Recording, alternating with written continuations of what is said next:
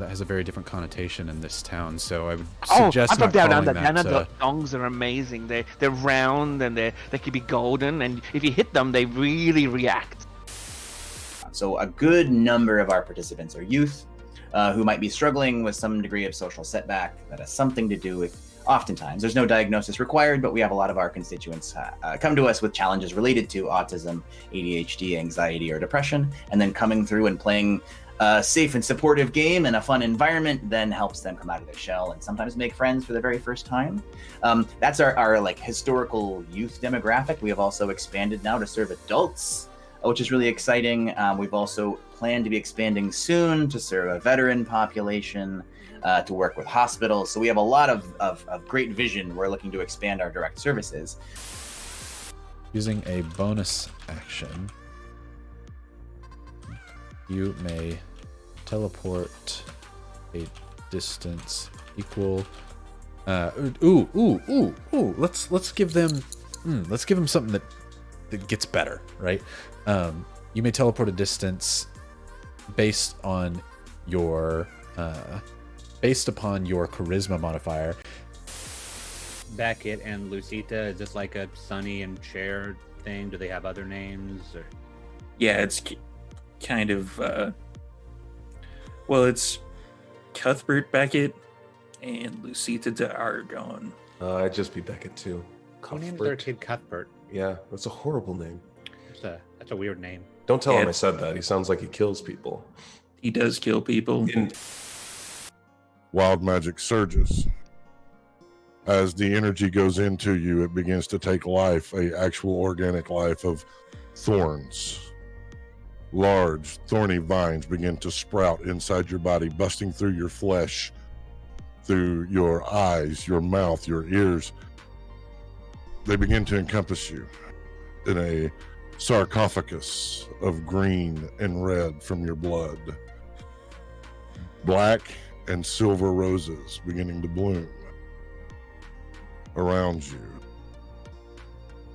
You're unaware of any of this as you simply drift off to sleep. Like, you can leave feedback on a class. People leave feedback on official classes and say, this is weak, this is overpowered, this is broken. They do that all the time, and they refine it through Unearthed Arcana and through official errata and official releases. It is time for Bloodhunter to become an official class. It's because a whole bunch of people were like, sweet, I know this person, I'm gonna, like, they seem very nice on TV, I'm going to play this character. Oh, it's perfect. Please notice me, senpai. But it also meant that if you missed any gaps, the gaps would be black, like in creases and stuff. Where if you miss any gaps with a white undercoat, you have white glaring out at you, and so you need to go back and fix it. Just to add to what Marty's saying, I'm actually painting right now using a metal paint, and when you put it over black, it comes up with a much better coverage and look than when you go over white. I'll agree that Andrea gets an extra level of experience because of that. And exhaustion for having to deal with us. No, 2 levels of exhaustion. 1 level is all you need, right? Because 1 level gives you, a negative to your... 1 level is disadvantage on skill checks. Yeah, but that's what she's going to be using, right? Right now, So, yeah. I mean, unless you guys are going to, pick a fight with her. I hope Are you guys not. going to pick a fight with her? No. No. That is 14 points of squirrel damage. Oh, I've never taken squirrel damage before. Quick, break out the bottle of rat poison. They're just fuzzy tree rats. Kill one.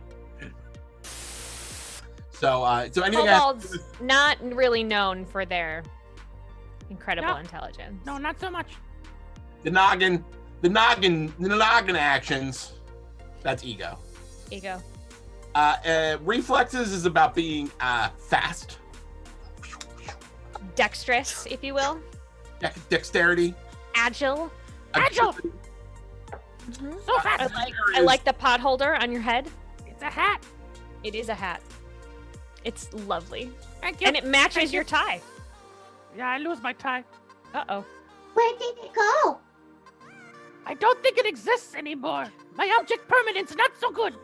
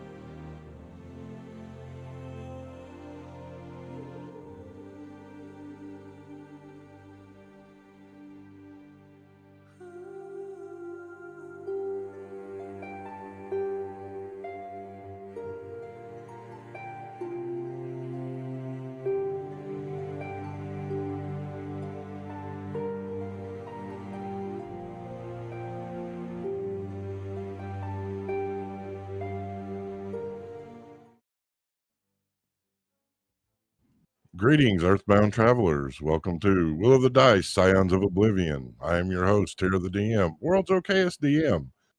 Thank you for joining us. A few things for tonight. One, if you're new or didn't watch last night's stream, I'm wearing a tiara. Why, you ask? Well, one, because I look damn sexy in it.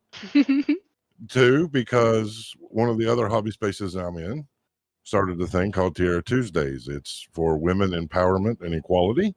And I am a supporter of that because I know that women are badasses and I want them to continue being badasses. So, streaming in the tiara.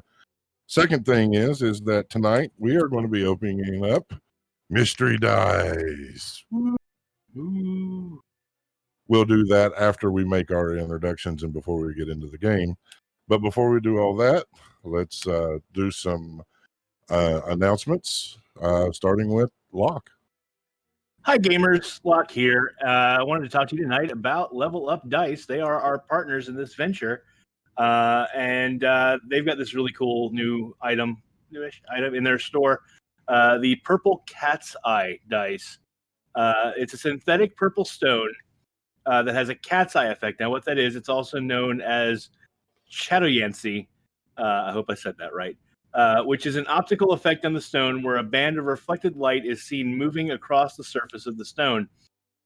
These go from a deep purple to a lighter purple. They are really gorgeous. You can go check those out by using our portal, which helps us out. Let's Level Up know that you came from us to get there. That portal is https://bit.ly/LUD Will of the Dice, all one word. That's bit.ly/LUD Will of the Dice, all one word. Go and check those dice out. They are super cool. I know Tyr has a set of them and really loves them. Also, I would like to give a shout out to those providing music for tonight's show. That would be Kevin MacLeod and our very own Patrick Taylor. Thanks, Pants. We're really glad you guys are providing music that we can use because it really heightens our experience in the show. Excellent. Thank you, Locke. Now, speaking of pants, Patrick. Look, I know we all have lives, and it's pretty normal to sometimes forget about things. And so let's say you missed a Saturday, which I know it's wild and crazy. You've forgotten one of the best streamers that is out there right now on the internet. You've missed the Dark and Queen Shadowed Roast. And where would you go to find that again? Oh, yeah, the YouTube page. You can go to YouTube and search Will of the Dice. Subscribe to us. We have 20 followers. It'd be cool if we can bump them numbers up. But yeah, you can find the videos on demand of the Saturday game or this stream itself. It's awesome. Just go right now. Go there. Click subscribe. Turn the bell on. Get the notifications. You missed the stream, so what? Monday, you're in the car, driving to work, drinking your coffee, not at the same time because that's dangerous. And you are listening to your favorite podcast, which is us. Yeah. Do it. Do it. Thank you, Pants. Ben. Hey everybody, this is the part where I talk to you about our Patreon. We've got a Patreon that will help support us and make us be able to branch out and do even more creations. If you do support us, you're going to be able to get some early access as well as some bonus content like audio histories. We do have an audio history right up now that's currently of Kurok. There's coming more soon. It's going to be patreon.com/WOTDICE. All right. Thank you, Ben. Now, for those of you that know us, we have, or don't know us rather, we have started an initiative called One Community, One Love Initiative, where once a week we spotlight an independent business in our hobby space to just sort of help get them some attention going. You know, this pandemic has hit a lot of small businesses hard. To talk to us about that tonight is Shelly. Hi, everyone. Today's One Community, One Love is for Jay Reader of Nightly Endeavors, spelled with a K. They sell a variety of men's, women's, and children's items from cloaks, bodices, vests, skirts, pants, and tights, and even more. You can find them on etsy.com/shop/nightly endeavors or at nightly.com. And please remember, if you are seeing an advert for a particular shop from Etsy, go to Etsy.com itself. Do not click on the ad because they use that to take money away from small businesses. Yeah, there's an article on our Facebook page, and we'll see about getting that up on our Twitter page as well, that describes how Etsy is basically taking money out of the pockets of their vendors. So also, if you are a small business owner in our hobby space and would like a shout out, send us an email. That's OCOL for One Community, One Love, willowthedice.com. One of our other partners that we want to say thank you to is Eggles Wood Stuff, the fine maker of all things wood. They've made the beautiful dice towers that we have given away. They make beautiful dice trays, other things that revolve into other hobby spaces, such as looms and things of that nature. You can check them out at eggleswoodstuff.com, EGILLS woodstuffs.com. I think that's all of our announcements. So, do I make you wait till after the introductions, or do we open them now? Show of hands, open them now. All right, so our social media director on Twitter, Amy, bought us each a mystery D6 from Level Up. So on the count of 3, 1, 2, 3.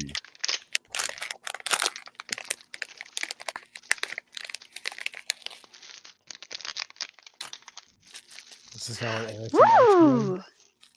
Giggity. I got the one I wanted. Yay! Which one did you get, Shelly?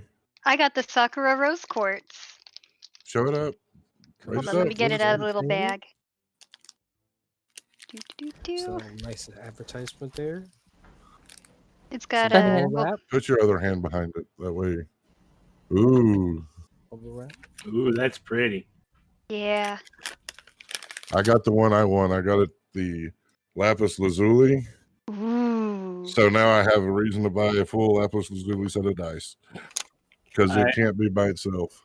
I got the there we go. I got the blue chip sandstone. Ooh. Aw. Although I have a feeling that my partner is going to steal that one from me. That's only funny because you're right. what I wanted, and I got the one you said you wanted. Looks like we've got a matching set, Vinfira. Nice. What in the world? Excellent. All right. That's And it comes with this really nice that's card the- that you can check them off on. Oh. Which one is that, Pants? Wow. The 80s raised gray cat's eye, yeah. I Ooh. don't know what it means to be Ooh. nice, but you can see through this thing. It's actually very cool. That is That's beautiful. awesome. We ended up with the Shadow Mask Obsidian matching pair, me and Vinfira. Nice. Awesome.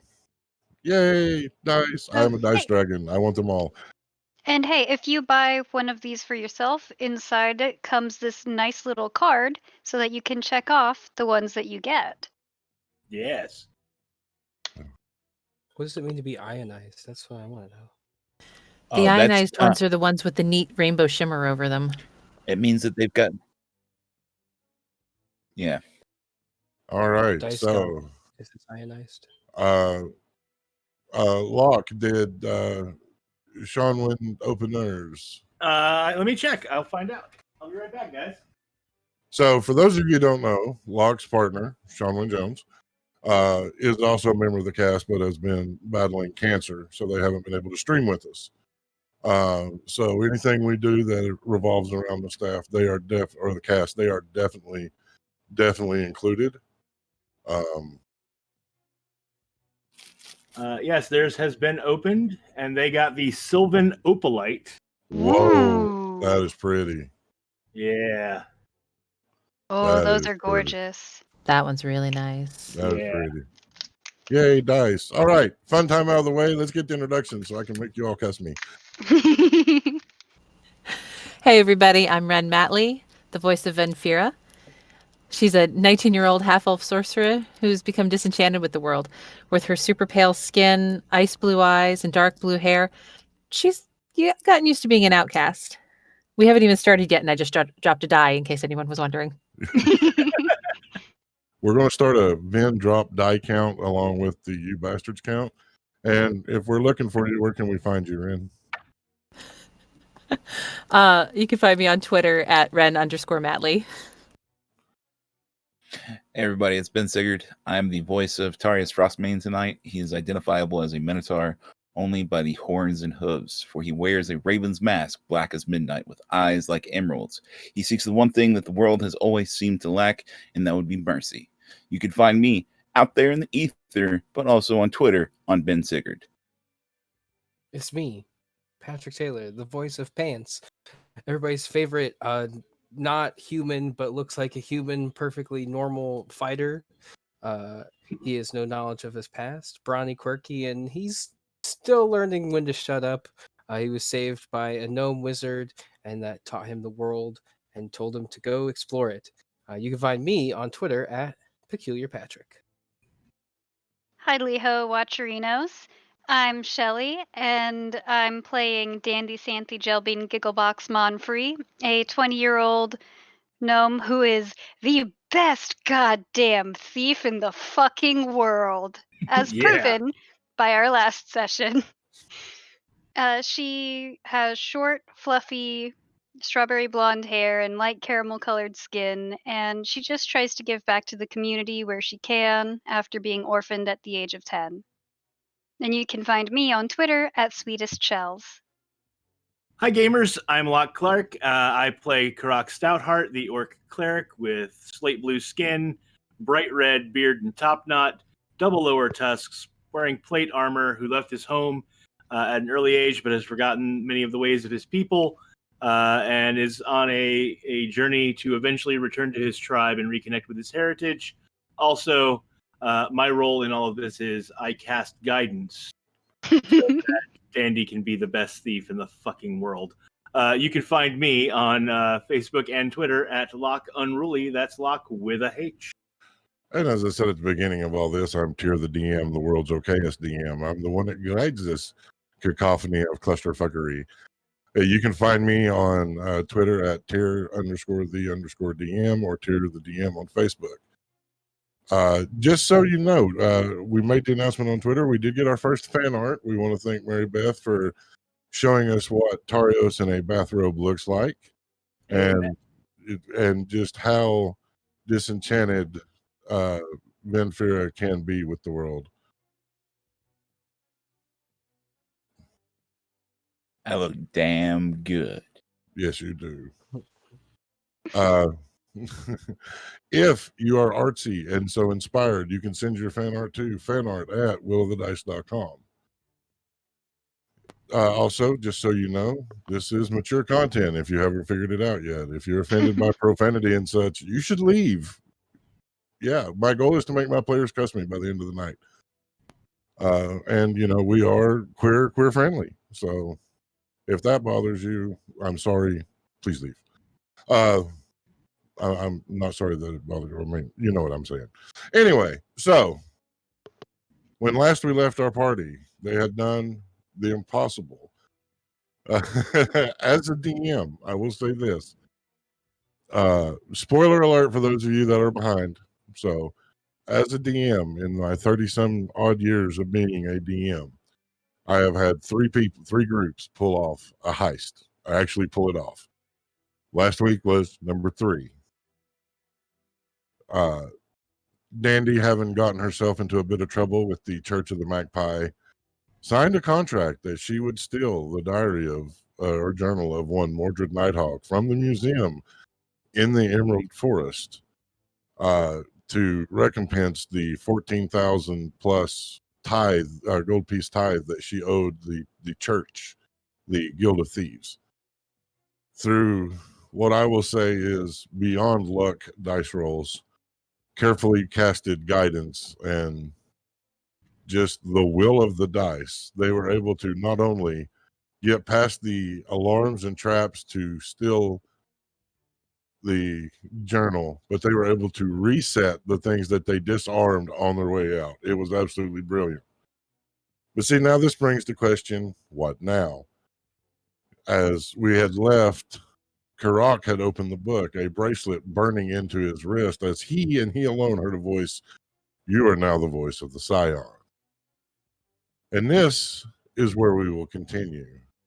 And this is where we will confirm you have been forsaken to the will of the dice.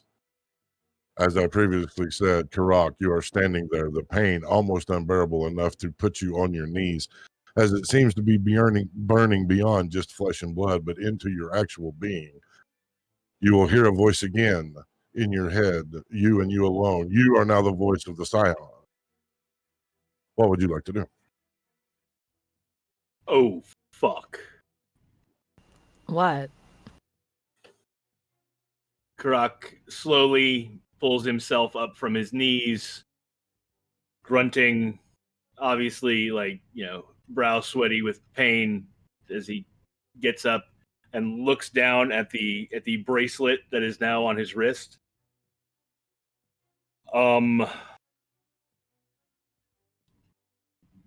The book did something when I looked at it.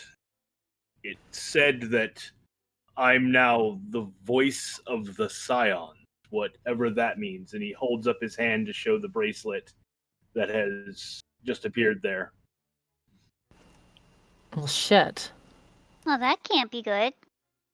Yeah. I guess that explains why the gods couldn't see in the book. It's not meant for them. It's meant for the Scions somehow. What does being the voice of the Scions even mean? How the fuck am I supposed to know? Does that make you a Scion if you're the voice of? What? I understand, Venfira. I wasn't exactly talking to you. I was hoping the voice that just told me that I'm the voice would actually, say something. Something more, maybe anything. Guess not. I'm going to look in the book and see what's in there. Give me an intelligence saving throw. Fuck. 15 plus not 15. I'm not smart. 15.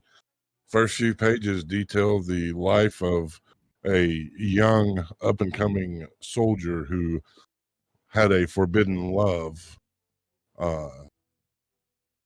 It goes in to talk about how once upon a time in this area that half-elves were considered beneath the full elves and were indentured enslavement, that this warrior had fallen in love and secretly married. As punishment for his atrocities, he was forced to watch his now wife beheaded as he was given 50 lashes with a cat of nine. It goes on to say how that he did not think he could live, but he found a reason in hate. And after regaining his strength, he assassinated the king and fled the land. Well, that's very interesting. Very relatable, kind of. I just sort of thumb through and see if there's anything like. I'm looking specifically for anything about Scions or specifically the voice of the Scion in this book to tell me what the hell this means. Give me an investigation check. Oh, I'm good at those. No, I'm not. I lied. That's my other character. 17 plus 0. You find two passages regarding the Scions. The first passage is very brief and talks about how some of the Scions at the time of the writing were still alive and were attempting to make sure that something called the Pact of the Seven remained intact. The second passage talks about that the voice of the Scions will either be the herald of light that overthrows the upcoming war, again from the time of writing, or will be the herald of darkness that will proclaim the victory of Angramora and see the shadow dreaming devour the land of man.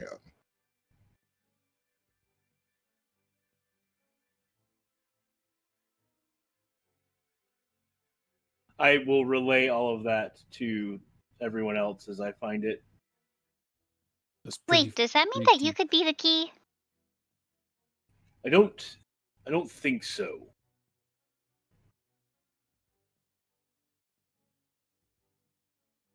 And Patrick, what did you say? Pants was just saying that's pretty deep. That's very deep. They're going to be the best or the worst thing that has ever happened. He Yeah, just no pokes pressure Croc. or anything. He just pokes Croc. Do you feel bad or good? I mean, depends. You mean in like an existential, like lightness and darkness, good and evil, sort of good or bad? Is that what you're asking? Or are you asking about my physical condition at the moment?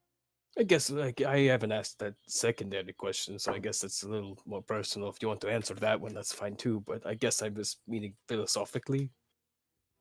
I mean, I like to think I'm good. I try to be good. Think about the worst thing you have ever done and tell all of us.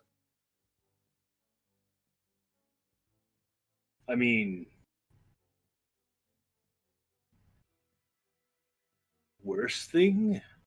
Yeah. That's relative, really. Like, but like, you know, my former lover, in the 9-9,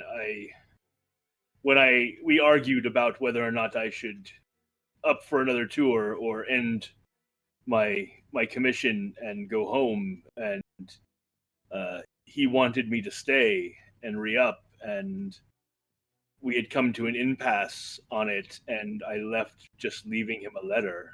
That's kind of shitty, I suppose. But not evil. I don't get darkness on this. I feel there's more romantic book. Like at the end of the book, they're going to get back together because true love and all of that. I mean, he was also my bully when I was a child, and I might have broken his arm in 6 places when I got my height. Well, that's also kind of shitty, but we've gotten past that.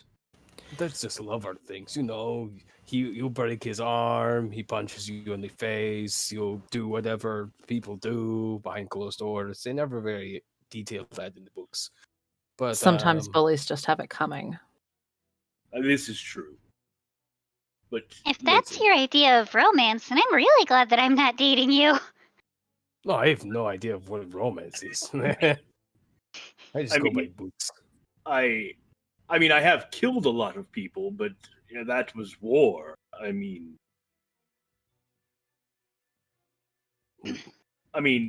I guess the most evil thing I've done is revel in battle, quite frankly. I say you are in the Herald of Light. I think we are in good shape with this. Just don't say any more bad words. Did you make it all the way through the book, or like that's only... Tarios, when you have nothing but time and a small little gnome with a monocle, you finish every book, not once, not twice, but I have read every single novel in that place 57 times. Exactly 57 times. Does that mean that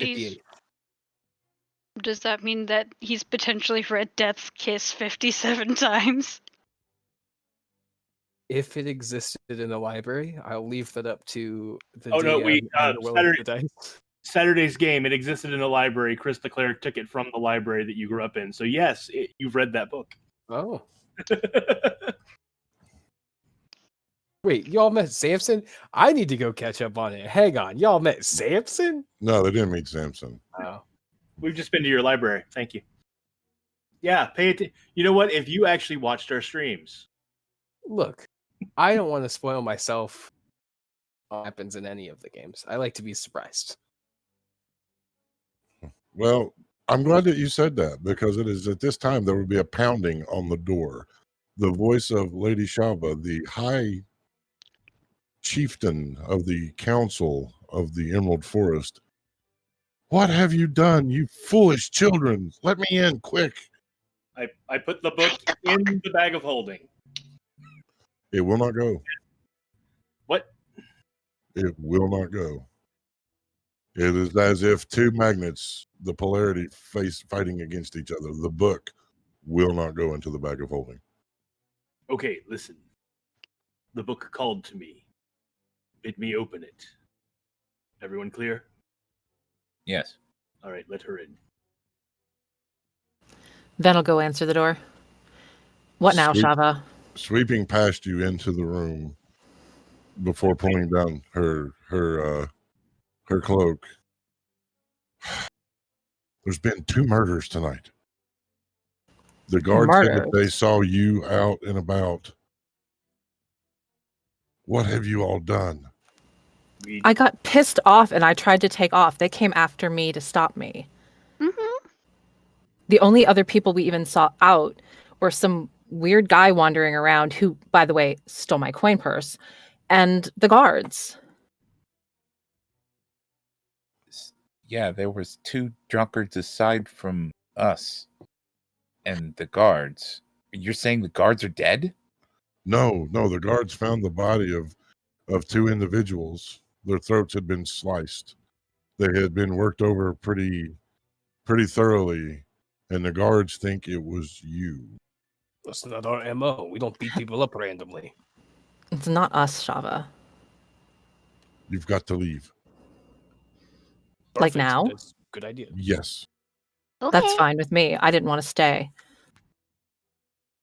If you are caught, they will not believe that you didn't do it. You're for the most part outsiders, and some of you have, or your people have, reputations. She'll look to you, Tarios. What did Pants will look at Tarios? Did you also look at Tarios like, what? Bunch of Croc looks surprised that look went to Tarios and not at him. Dandy's also surprised the book didn't go to her. And while everyone is looking, I've had my hand behind my back the whole time that she's been in the room. I turn and scoop up my cloak and bag and just kind of hide the book inside the cloak and bag. Give me a sleight of hand. Well, everybody's looking at Tarios. Tarios is going to be like, "What?" And then like look behind him and be like, "What the fuck is everybody looking at? What the fuck?" I gotta get you. I got a 12. Okay, let me make a note of that. Can Ben try to help with that by distracting Shava? Sure, I'll let you roll it with advantage. All right. How are you? Before you tell me the number, how are you distracting Shava? I'm going to argue with her like I have since I was a younger teenager. Okay, that works. and like wouldn't me doing my little dance of like what wouldn't that be a distraction also? Maybe we'll tie it in. We'll tie it into this is what's giving advantage. What'd you get? I got a 17. 17. Okay. Let me change my note here. All right, Tarios, you know why she's looking at you. Given who you are and where you're from, you know that once upon a time there was actually a war between the Minotaur Kingdom and the Elves of the Emerald. The Minotaurs were trying to gain control over the Great Falls as they felt that anything that marvelous belonged in the hands of someone that would display it and let people see it. It was a war that ended in stalemate. A lot of lives were lost on both sides. There's still a little bit of bad blood there from time to time. he's going to try to just sigh. Go.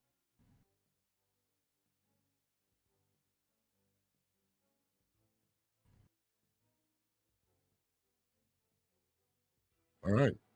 What are y'all doing? Gather our stuff, I guess. Yep.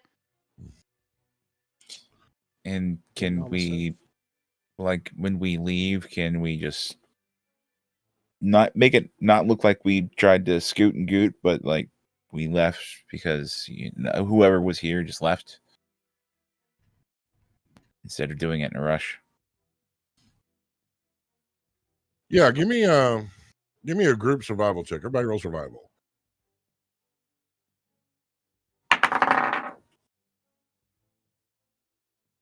And we'll start with Dandy.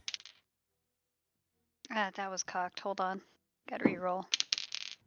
That is an 8.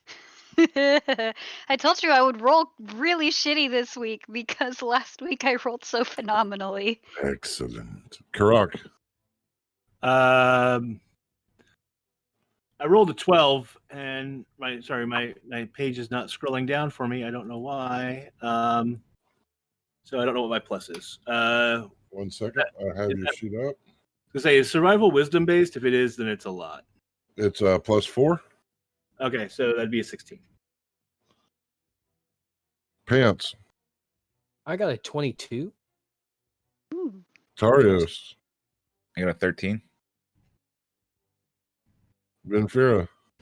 A whole whopping 10. I rolled 5 and had a +5.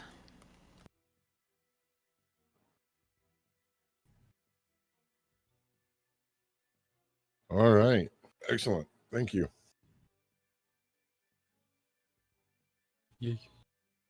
So, y'all are leaving. Which way you're headed? Are you headed back towards Wells Deep? Are you headed towards the Sea of Solace? Towards the Ragnacarn? We had looked at the map, if I recall, and there was we decided that going over the mountain would be slightly faster, but would be worse terrain if we got in a fight, and that there was another path that went around the mountain that would take us only slightly longer, but would be better terrain if we got into a fight. Okay. And we had decided on that path, whatever that was. Yeah. I believe it was a desert, right? Is that the desert? Cutting down through the desert, down around the Ragnacarn into the Weeping Wasteland. So you'll be heading south-ish. Are you all running? Are you sneaking? Are you just walking? How are you exiting the village? Not leaving a trace would be good. Yeah, I think we stealth this. All right, group stealth check. Casually. That's how we leave. Very casually. Fly casual. I said casual, not gay. All right, so I'm an 3K.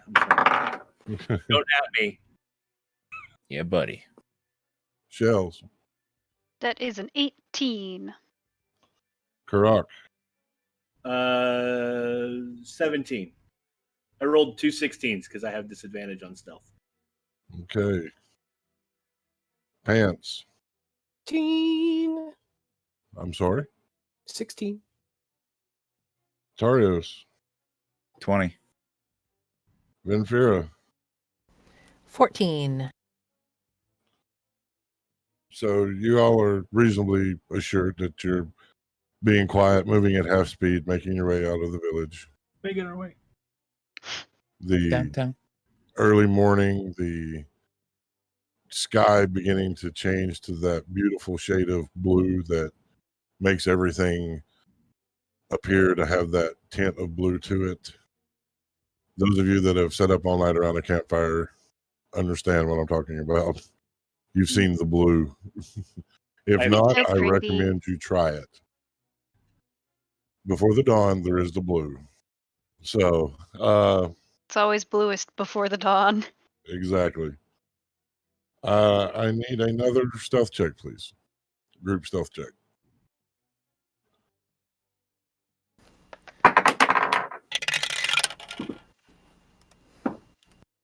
Oh, that is poor.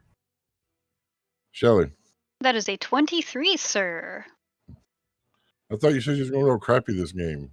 Apparently, I picked up a really good d20 just now. Karak.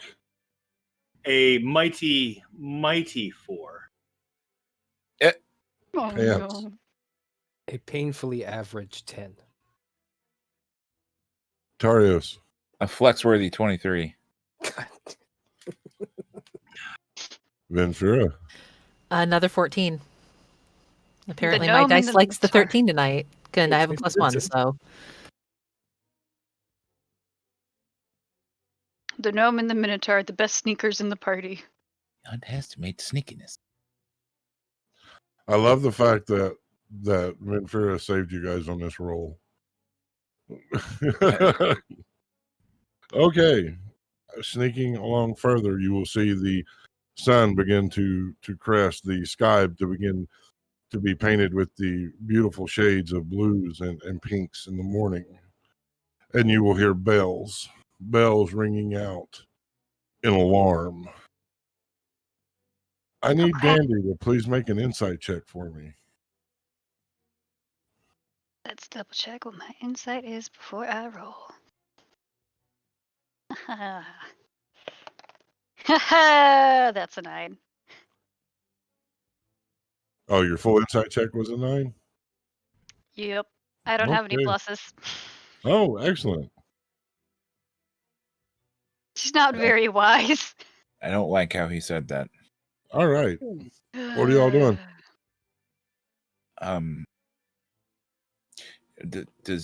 So we all hear the bells, right? Oh, there's no mistaking the bells. I would say that that's probably a signal for us to increase our pace. Oh God, it's the cops! Cheese it! Okay, so are you still going to try to be stealthy, or are you just going to run? How far outside of the town's border are we? How You far are did we get? just now leaving the village.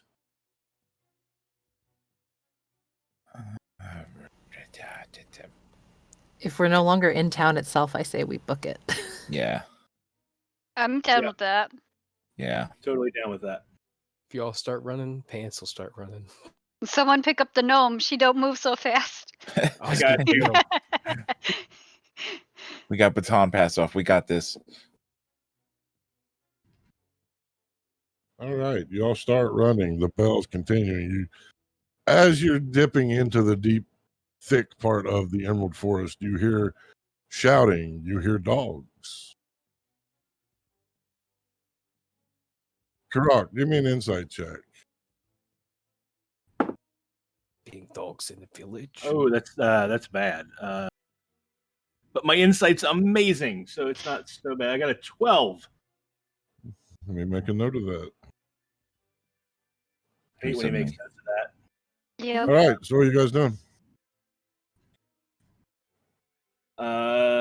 Hold on, let's see. Do I have anything? Do I have a spell or anything that'll throw them off our tracks? Maybe.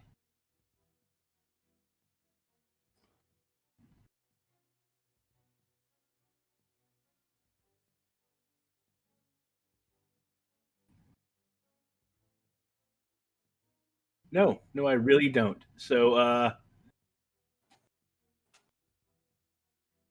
what's my rate? It's only 30 feet. Yeah, no, I got nothing. We keep running, I guess. I've got an idea.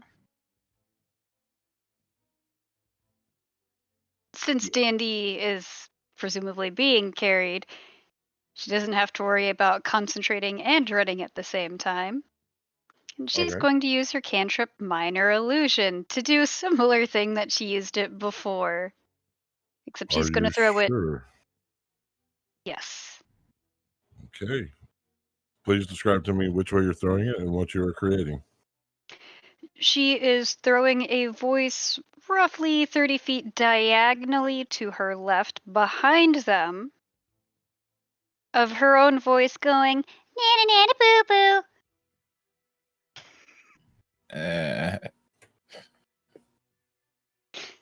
Hell yeah. Okay. Excellent. Let me make a note of that. Your cantrip cast, you all are still, I guess, running? Yes. Yep. All right. So, who is carrying Dandy? Okay. I need everyone to make an athletics or a dexterity check. Karak, yours will be with disadvantage because you are carrying a person. This is an unfamiliar territory to most of you, especially this deep into the dark side of the woods.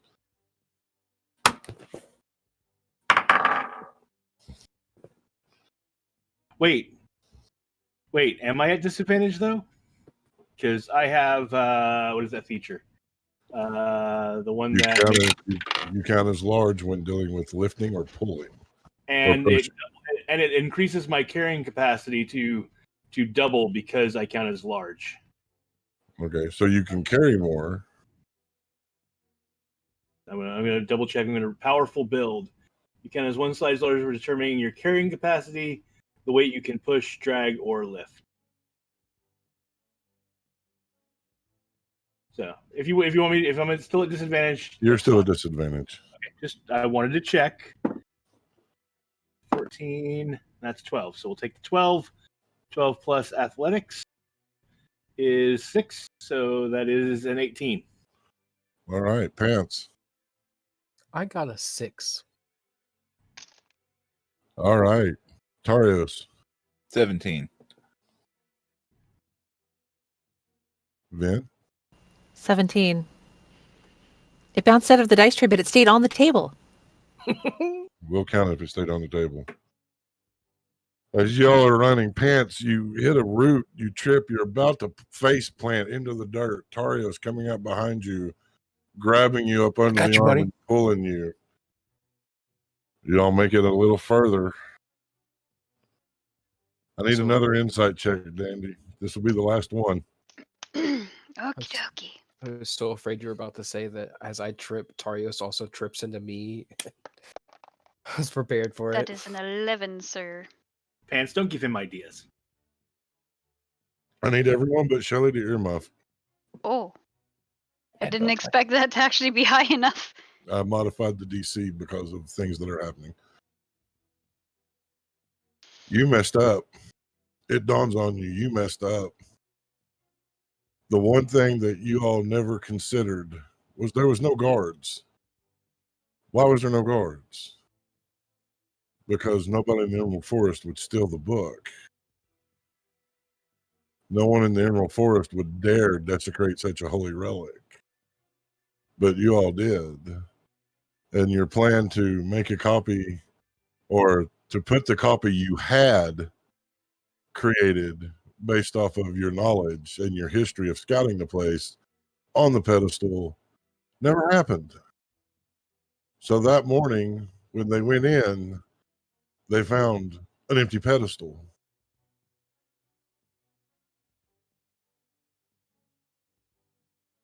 But I thought I had put it on the pedestal, put the glass back on it, and redid the traps. You did. But it wasn't there. Give me one more insight check. I'll follow this up.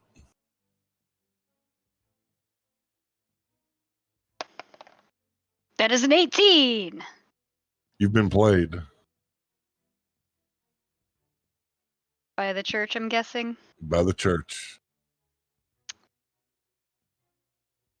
As you're sitting there frantically going, did I put it back on the pedestal? I didn't put it back on the pedestal. That's how they know. That's how they know. But I did put it back on the pedestal. So they wouldn't have known this soon. How would they have known? No one else could have gotten there. Antivar. Antivar could have gotten in there. You were played. And it all clicks into place. You've been a part of the church. You know how they think. They wanted you caught.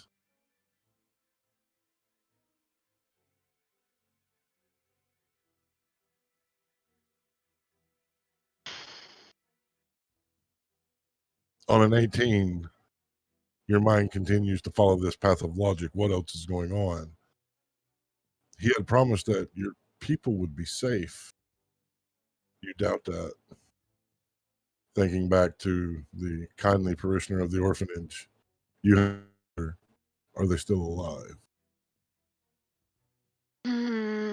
You bastard. Anything before we bring the others back? I reiterate, you bastard. All righty.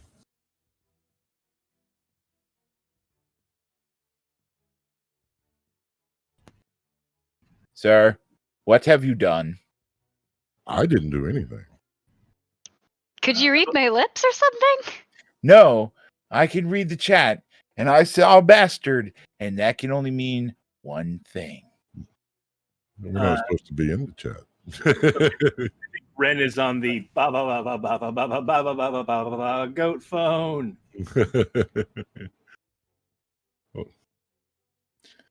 Act now. You can support her at the GoFundMe that we are Goat theoretically making.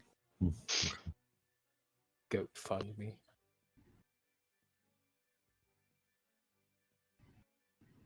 Alrighty. So y'all are back. Dandy has a look of oh fuck on her face, just, and she not so quietly goes, "Oh fuck. Oh, We've been fuck, what, played." little one? What do you mean? They know that the book was stolen. How do you know? I just know.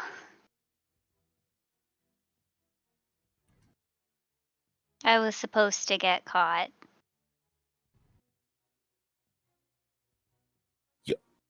What?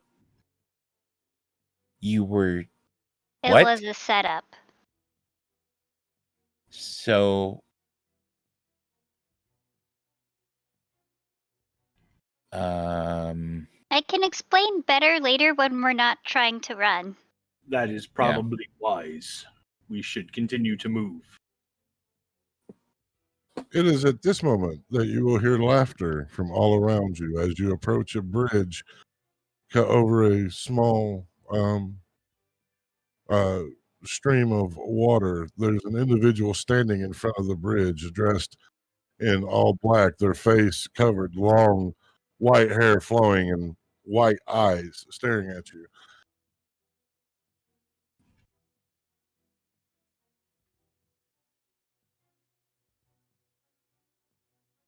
Bowl him over. Bowl him over.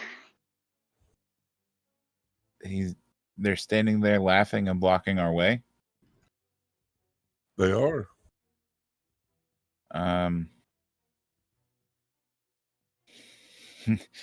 Yeah, I mean, I'm not gonna like a guy standing there laughing, especially the way that he looks. I'm going to goring rush him. All right. Go ahead and make that attack roll. All right. Let me make sure that I dash action. Okay, so just be with my horns. So it's gonna be +7. 12. You lower your head, letting out a deep war cry as you charge forward. The individual, as if shooing away a fly, simply just brings their hand out, touching your horn and redirecting your momentum, literally turning you around back towards the group. It is at this point that I need everyone to please roll initiative and please join me in Owlbear Rodeo. For those of you out there listening, if you play over the internet, something like Zoom, Discord, however you prefer to meet digitally, and you're looking for something to run some good battle maps that doesn't have the heavy underpinning of virtual tabletop, I recommend checking out Owlbear Rodeo, owlbear.rodeo.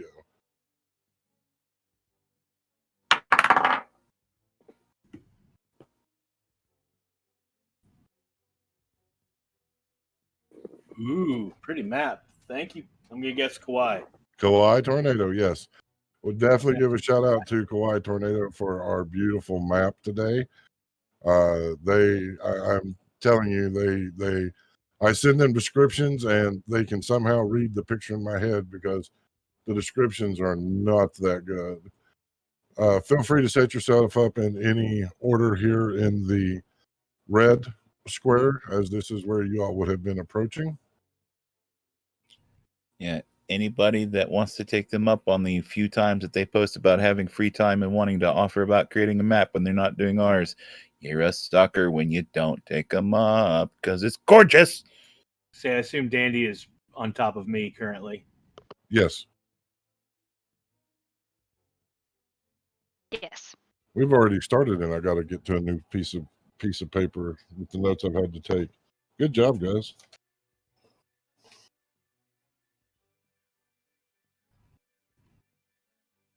All right. Initiative. Dandy. 30-20.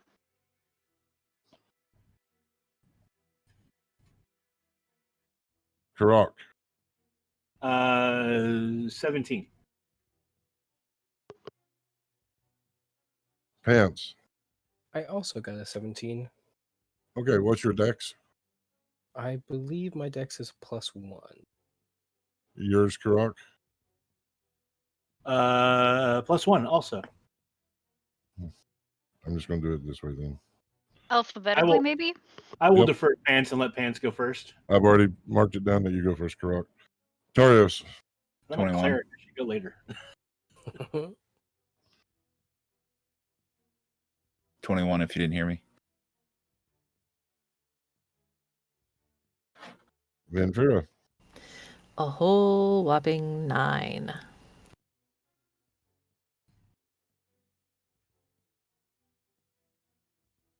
All righty. Tarios, you're up first. So I am now put on a reverse trajectory towards the party. I am going to stop myself abruptly and say, well, that kind of sucked, and turned around facing the individual that just hop ketoed my ass and say, well, that didn't exactly work, and move towards them, and this time attack with my fists.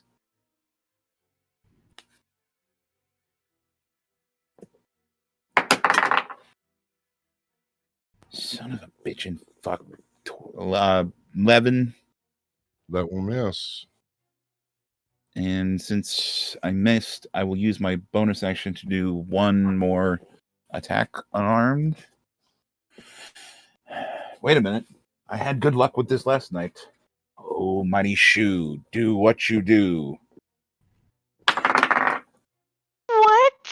I need to watch last night's episode. So that's going to be 19. That will hit. It actually worked. So that is going to be, you know what? I will go ahead and use my new D6 on this. It's a little hard to read, but that is 4 plus 4, 8. All right. So the first attack, the individual just simply sidestepping. The second one catching them right in the ribs. You hear a little as they let a breath out. It will now bring up Dandy. Well, Dandy is going to climb out of Karak's gracious carrying hold because thank you, Karak. Because gnomes don't move so quick compared to other larger creatures. And she is going to move to this guy's side and go for her good old classic Shibbity Stirb.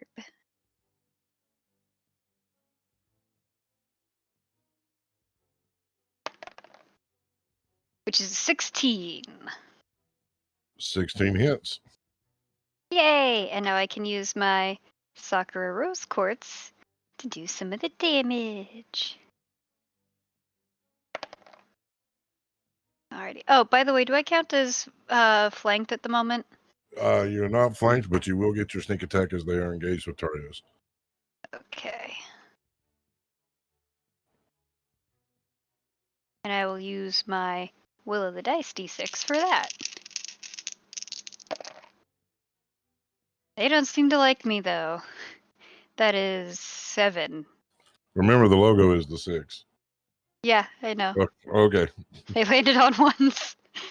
That's because pictures want to be seen. It's my theory of dice, anyway.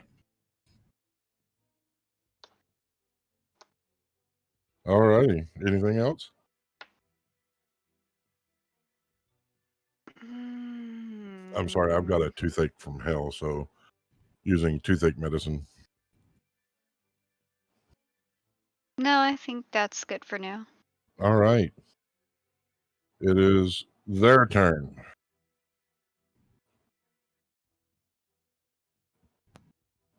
Stepping from the bushes, 2 more. This one is going after you, Dandy. That is a 4. That definitely will not hit. An 8. Nope. And a nat 20. Fuck. Fuck indeed. I rolled 2 ones. 2 points of damage.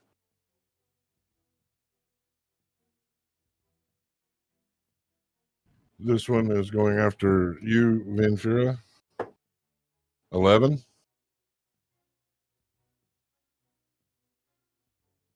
I think that's actually my armor class. Yep, that's my armor class. All right, that will be 6 points of damage. That will miss. The next one, I'll roll a dice to see who they're going after.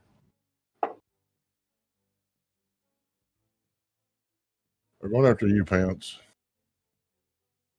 Oh. 10. That is a miss. 18. That is a hit. 4 points of damage. And that will bring up Karak.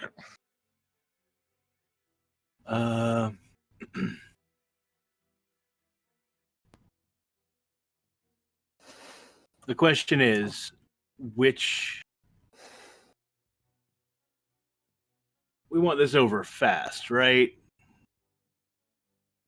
So... Yeah, I'm gonna break that out. I cast I'm gonna cast Spirit Guardians. Okay. So that puts a 15-foot circle around me.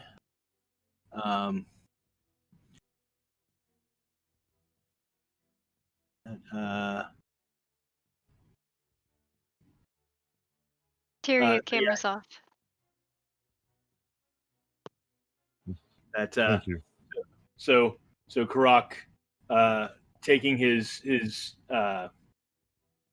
hammer and his shield and raising them both up, and then swinging the hammer around him, a wind starts to whip up and coalesces into 3 or 4 orcs riding wargs that are made of wind and lightning, and they just start circling him.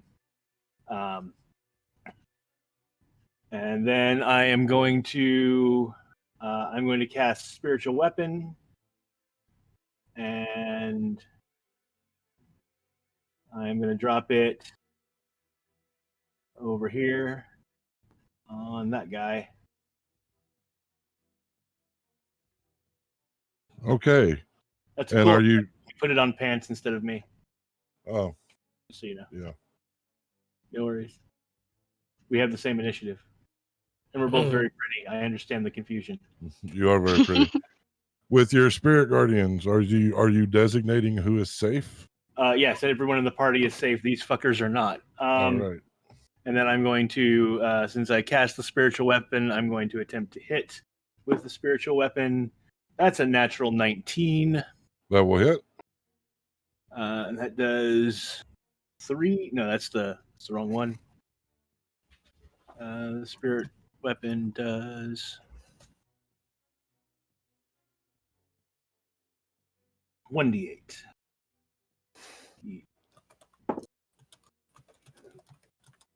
6 plus 4, 10 points of damage to that guy. All right, excellent. That will bring up Pants. The first thing that Pants is going to do is he's going to action surge so that he can get an additional action on his turn. He's going to look to Venfira and say, "Shoot them with your lightning," because he doesn't understand that you have like Witch Bolt or whatever. He just knows you do magic, so he's like, "Shoot them with your lightning." And he's going to use his Commander's Strike, so that a bonus action directing an ally to strike, an opponent, and you get to add here on the attack. You get to add +5 to the damage to whatever you do. Okay. Well, she doesn't have lightning right now, but she does have Witch Bolt. I also have Chaos Bolt. So this will be a using your reaction to respond to the command to attack. So go ahead and Okay. Yeah, it's just a bonus action. She doesn't lose a reaction or anything. oh, she uses her bonus action. Okay. Thank you. It's my bonus action. She Oh, just used- okay. Gotcha. Yeah. I still get Okay. and then after you do your strikes, he'll strike 3 times at the guy that's next to him. Been a long day. Okey-dokey. So It's all right. All right. So 9 + 8, so 17. okay, Yeah, what did with Witch Bolt it's a to hit. Yes, I rolled a 9 and I have a +8. on Okay. Witch Bolt. 17 So that's hits. 17. And then Okay. +5 to your damage. Hold on. I got to get a D12. So 7 + 5, that's 12 damage. And is that the one here? Whichever The one directly in front of me, yes. Okay. And since now she's got a Witch Bolt on him, now she just has to roll her damage on each turn to hit him. Witch Bolt is continuous. Is there a save against it? No, there's not. It's a to hit. I'll double check it, but I do not believe there's a save against Witch Bolt. I thought okay. Yeah, because I know after you hit the first round, then the damage is continuous. But I thought there was a save they could do to break the. I think the only thing you can do to break Witch Bolt is break their concentration on it. Yeah, there's no save against it. Okay, what's the range? 30 feet. All right, thank you. Okay. All right. Finishing off doing the other attack that I didn't use for the initial action, and then the action surge of 2 attacks on the guy to the right of him. So first attack, that is a +4. It's a 16 That will hit. for 6 damage, and then coming in with 2 more strikes, an 8 Will miss. and a 21 Will hit. for 4 damage. All right. Ventura. All right. Well, since I've got Witch Bolt on this guy, we'll just roll some damage. So he'll take 7 more points of damage.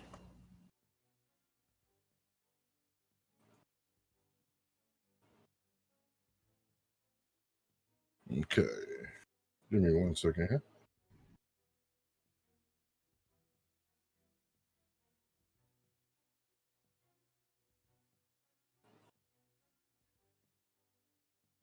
All right, 7 more points. All right. Any well, that would be your action then. Any bonus action or Nope, that's it. all righty. Excellent. That brings us back to the top. Tarios. I just want to ask a question as a player, seeing the map and this stream that is behind the individual that I was initially attacking.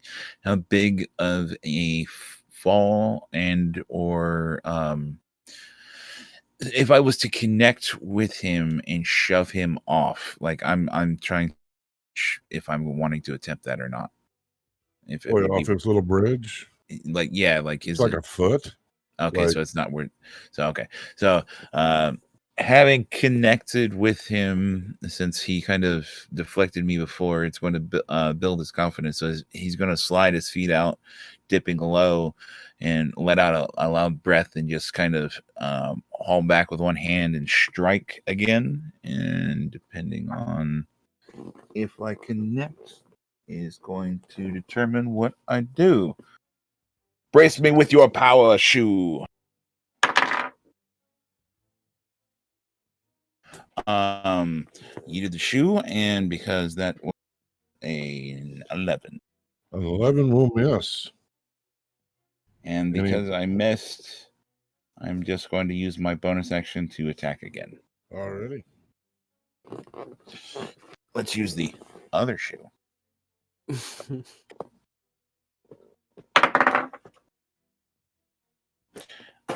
did both shoes this time. That was an 11.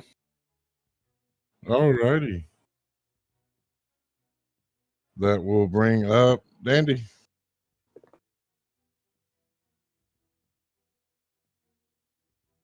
Shelly, you're muted. Thank you. Going for the classic one more time. What's it called? The Stibbity Stab. The Stibbity Stab.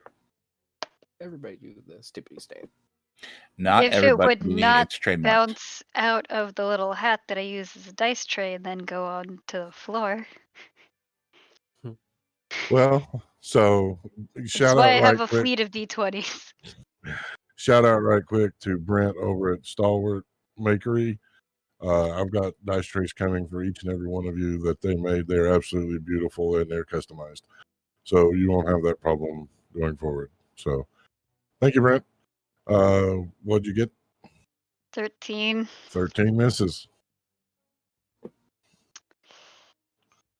Any bonus actions? Nah. All right. It Let is me go now. get that die. It is now their turn. The first one attacking you, Torios. That is an 8, a 4, and a 3. So you hear MC Hammer can't touch this as he. No. This one's attacking Venfira. That's a nat 20. Oh, man. Question. Yes. So I have the fighting style protection. It says while wielding a shield and a creature you see attacks a target other than you within 5 feet. Which that person's not within 5 feet of me, are they? But the target is within 5 feet of you. So that's up to tier, I think, how that works. They're both within 5 feet of you. I'll allow it.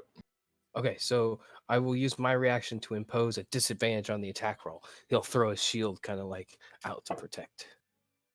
18. Still hits me.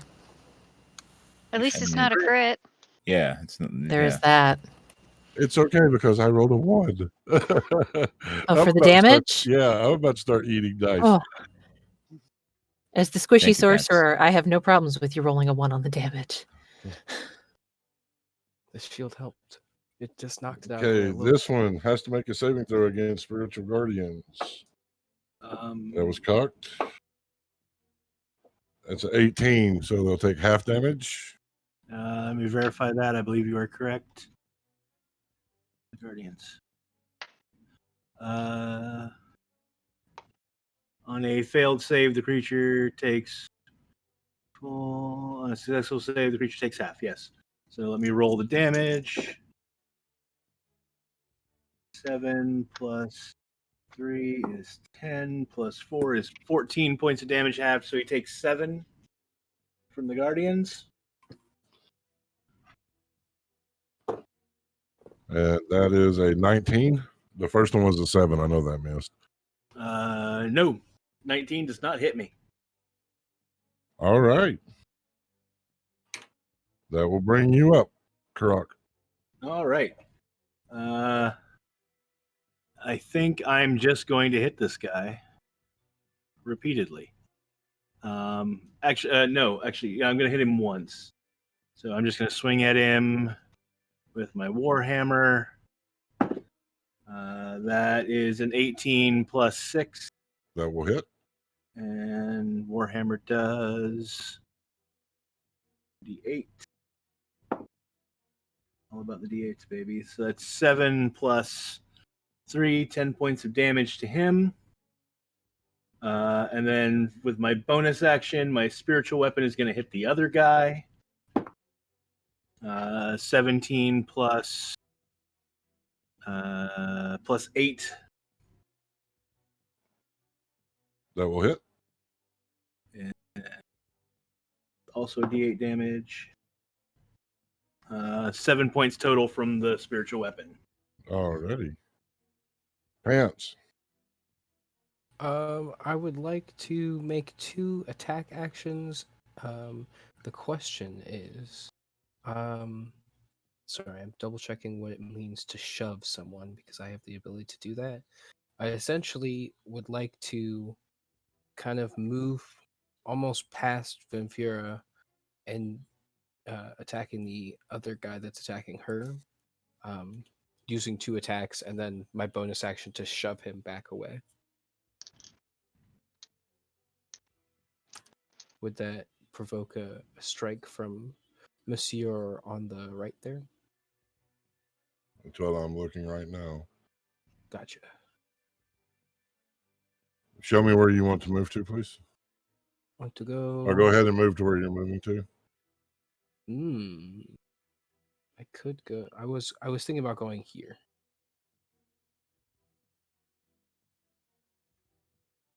Okay, that will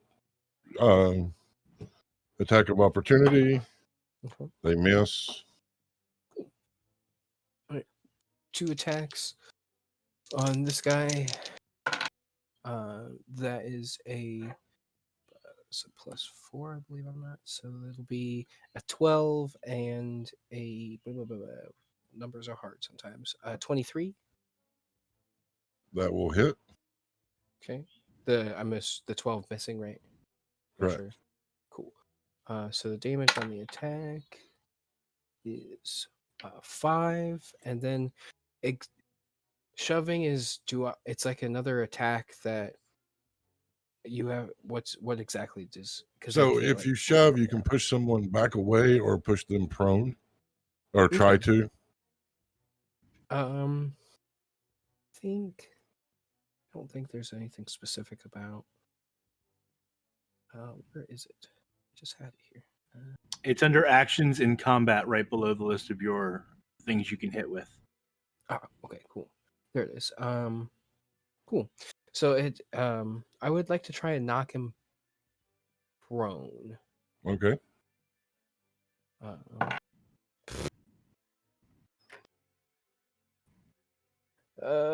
Can I change my mind after I Nope. roll the die? Nope. Would you roll a 9? But no. Why would I roll a 9? What'd you roll? I rolled a natural 1. Oh, I That hits, right? misunderstood. You rolled a natural 1. That hits, right? No. That means we have to Probably go to. It hits the wrong thing, I think. The table of doom. I have a It feeling depends I'm on gonna tier land. little table. I feel like I'm gonna land flat Give on my me face. we're going to call this an athletics check. They're attempting to Oh. reverse your momentum and put you on the ground. Okay. Well, I am good at these things, so a 22. 22 will work. That will keep you upright. Instead of hop keto, use that hop keyed no. So would I miss the first one, come up with a second slash, go to push, and he pushes back at me, and I do the comedy back on my heels, and then ka-chunk forward. Okay. Yep. I've done that at the breach of the fort at Gulf Force. It's fun. All right. That will end your turn, Pants, and that will bring up Ventura. Well, since she's still got a witch bolt on the guy, she's gonna roll a little more damage. Ooh, 11. Nice. And that will end my turn.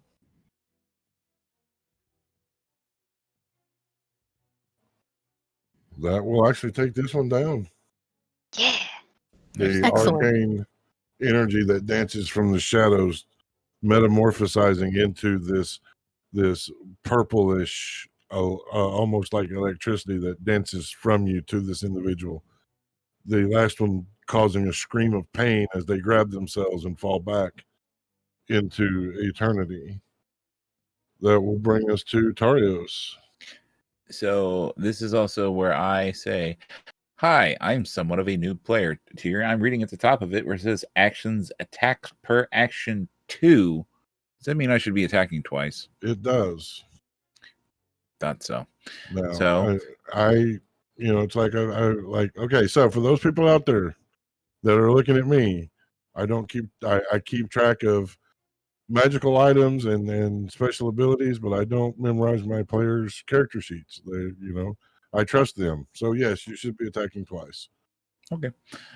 So he's going to go all Fist of the North Star and breathe in and swing twice. This time without a shoe. I said without a shoe. Without. That's 11. That will miss. That's 3 11s in a row.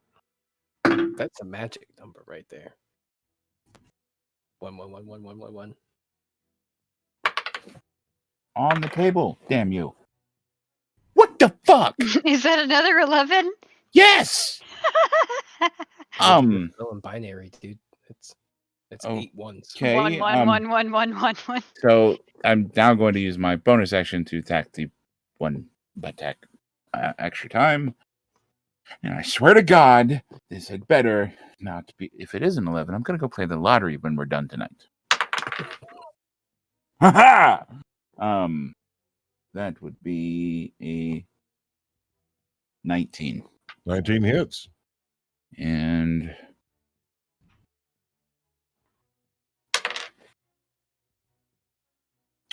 six. 6 points of damage.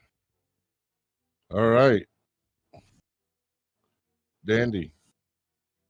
Go in with the short sword yet again. Hoping for something that's not an 11.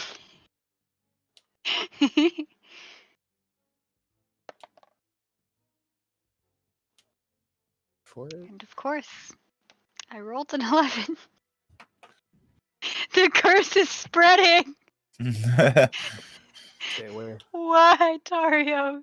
It is their turn. The individual that had barred access to the bridge will look at you, Tarios.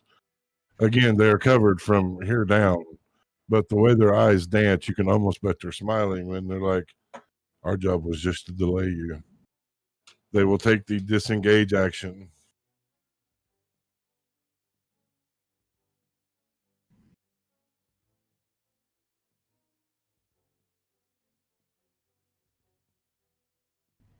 And now we'll attempt to stealth. Wait. I need a saving throw from that guy. Yep. Good job. 10. That is not good enough. He takes 19 points of damage. Ooh.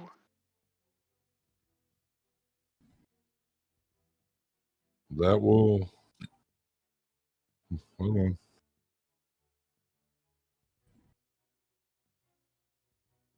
That hurts him, but it doesn't take him down. That's fine. Stealth. Yeah, they vanish. Damn. What I wouldn't give for a hunter's mark right now.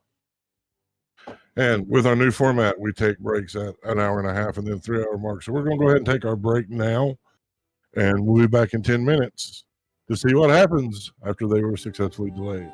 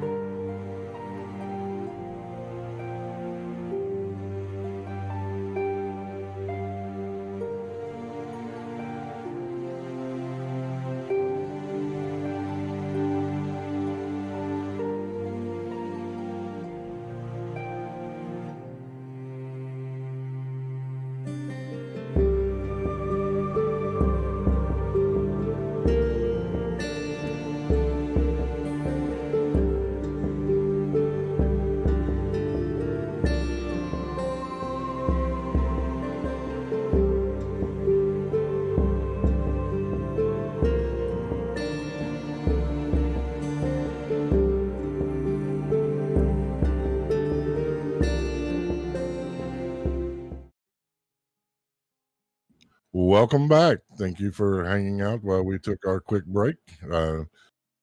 We are back now, as you can tell. One thing that will be going on later tonight,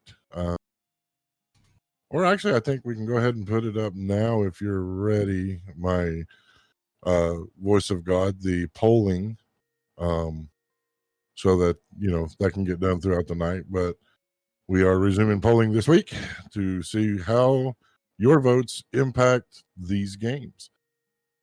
Pick number 3, my lords. Number 3.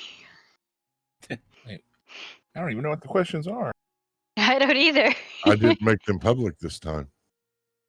No, we want 4. 4. No, I'm sorry, 3. Yeah, Holy you were right crap. with 3. You were right with 3. 3 is right. Number 3.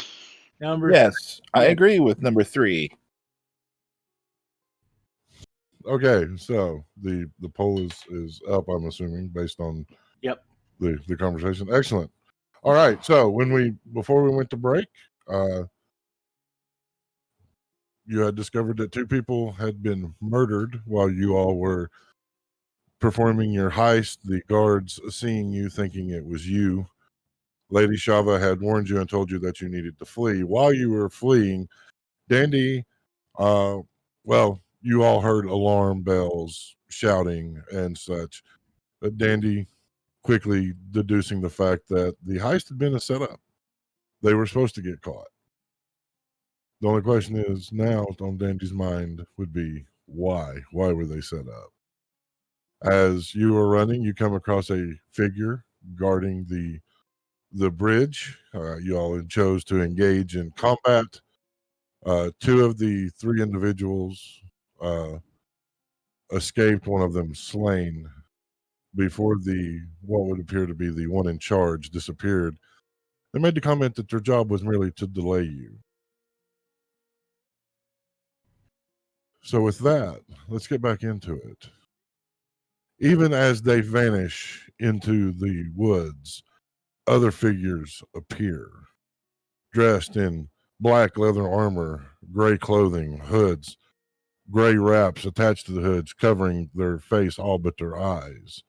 There are 20 of these individuals that step out from the woods, all of them having bows trained on you. You all have met an individual that dresses this way before, Bane, a member of the Tal Kafar, a special elite organization of rangers that travel and patrol the deep wood where you all were heading. What would you like to do? Stay Okay. away. No, I don't have that ability. I'm gonna try something. I cast thaumaturgy as a cantrip to make my voice boom. And I announce I'm attempting to try an intimidation check using my thaumaturgy. I say, "We are not your enemies. Let us leave. I am the voice of the Scions. We are about holy work. Do not impede us." Roll an intimidation check. That's a 12 plus intimidation is plus 4, so that's a 16. They remain unmoving. They remain silent. Pants will lean over to Venfira and whisper, "If you still have that coin, you should probably show it to them." I don't think it's going to make a difference, Pants. Tarios is going to say, you really can't escort us if you have bows drawn on us because you guys are with Bane, right? Unmoving, unspeaking. I start motioning for everyone to back towards the bridge. Do they have us surrounded? They have you surrounded. There's a large Okay. circle. If you were looking at the map, it would be on both sides of the bridge, all the way around down to the bottom behind you guys.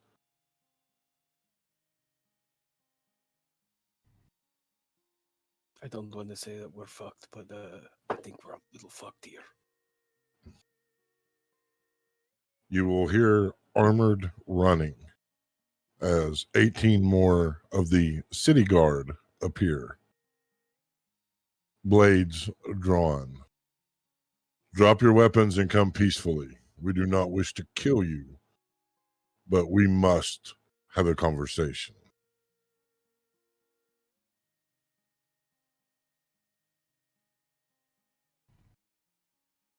Dandy will put away her short sword. Since I don't really have weapons, I'm just going to hold my hands up and be like, these nice guys in the cloaks don't talk much. I don't think they're going to put their weapons away. I don't know how to.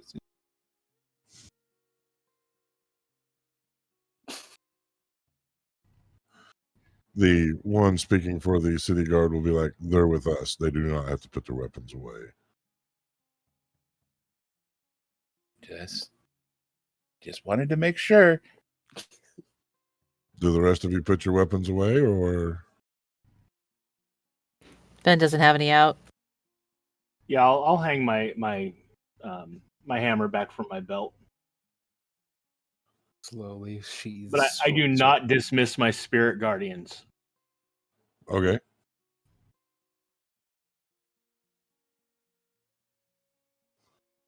Yeah. 1 second.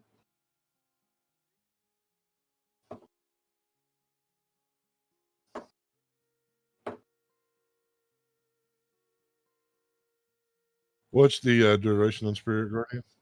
10 minutes. Okay. Noted. Follow us carefully.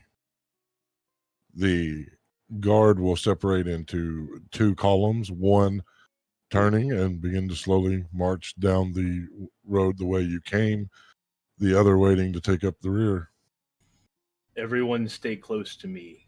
For as long as my guardians are here, try and stay within the radius, so that any who approach us, meaning ill, must enter. Dandy will climb up on Krok's back then. It'll be the easiest way to do that. That's fine. Give me a acrobatics check. I'll assist. With advantage, then, I'm guessing. Correct.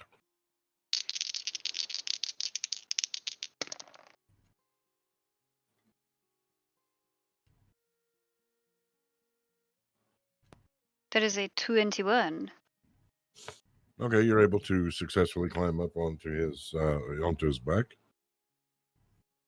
I take it you all follow? Yeah. Very close to Karak, like his like almost in breathing Yeah. over his shoulder. I'm assuming it's like me and Pants on each side of Kurok, and then like maybe Venfira in front of him. Maybe. Ben's just kind of walking with that usual annoyed look on her face. I'll make sure I Classic stay Ben. right behind Venfira to keep her within the radius. Sounds good. You all walk for several minutes, entering back into the village proper. The guards will stop, turn to face you. The one that had spoke earlier will step forward, addressing you, Karak. Lower your spell, cleric. Promise us that no attacks will be levied against us, that we will be able to speak our case, and I will. All get a fair trial in the Emerald. If we wanted you dead, the Talcafar would have killed you without you even seeing them. Very well. I dismiss the spell. Very well. Thank you for your cooperation. At this point, I would ask that you all hand over your weapons. No. I'm going to ask one more time that you all please hand over your weapons. As you have said, if you wanted us dead, you could kill us. Correct? Yes. And we are here to speak. We have demonstrated our amicability to solve this with words. Handing over our weapons would be a useless and redundant gesture at this point. Give me a persuasion check. That's a 9 plus persuasion. 1. 10.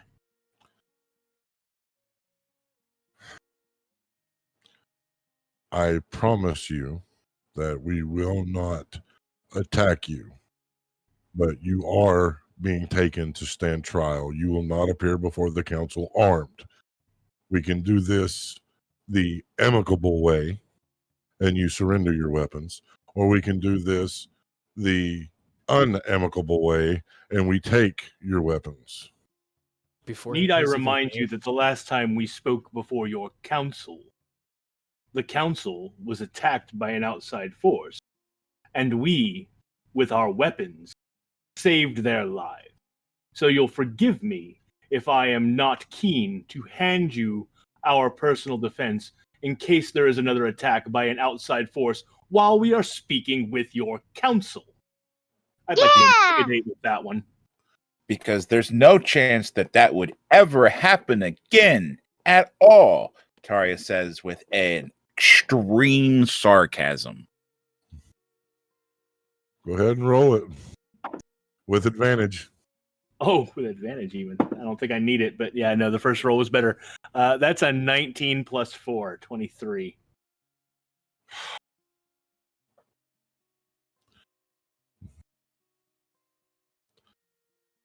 Very well. You will keep your weapons, but understand that before you were granted access to the council on terms of peace, this time you are being brought before them as prisoners. Should either of you, any of you, step out of line, we will mow you down where you stand. We have already lost some council members. We will not lose others. You'd have lost more if we didn't have our weapons last time. And last time you were not wanted for murder.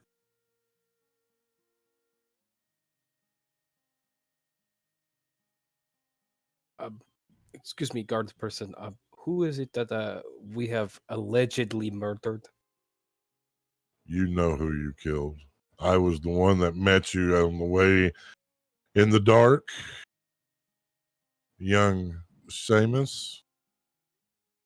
But just because, open. but just because you say that we killed those people doesn't mean that we killed them. Why would we waste our time with them? Why would we put their blood on our hands? Why? That's ignorant. That's stupid. It's a waste of time, much like this whole process. But yes, let's go. Let's go do this. Let's go prove our innocence and prove that this is stupid and that you're full of crap. Are you finished? Yes.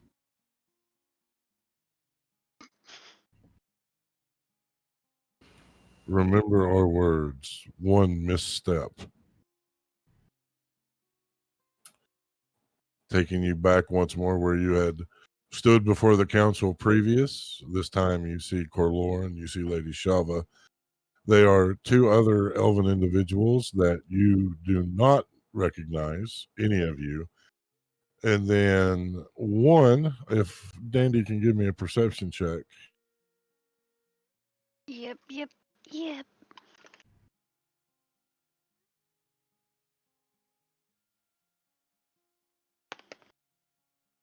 That is a 21. Dandy, everyone earmuff but Dandy, please. Oh, damn it. Nah.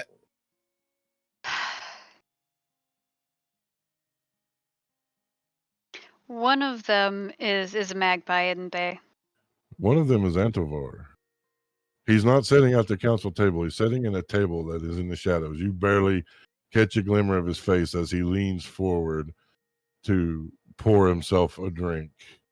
He will look at you and smile before reclining back in the shadows seeming to coalesce around him, making it almost impossible to even see him, even when you know he's there.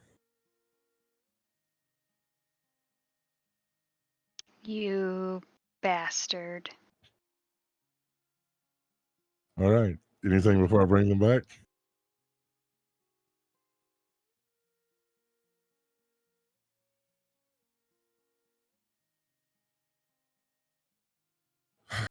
Lady Shava will stand, straightening her robes.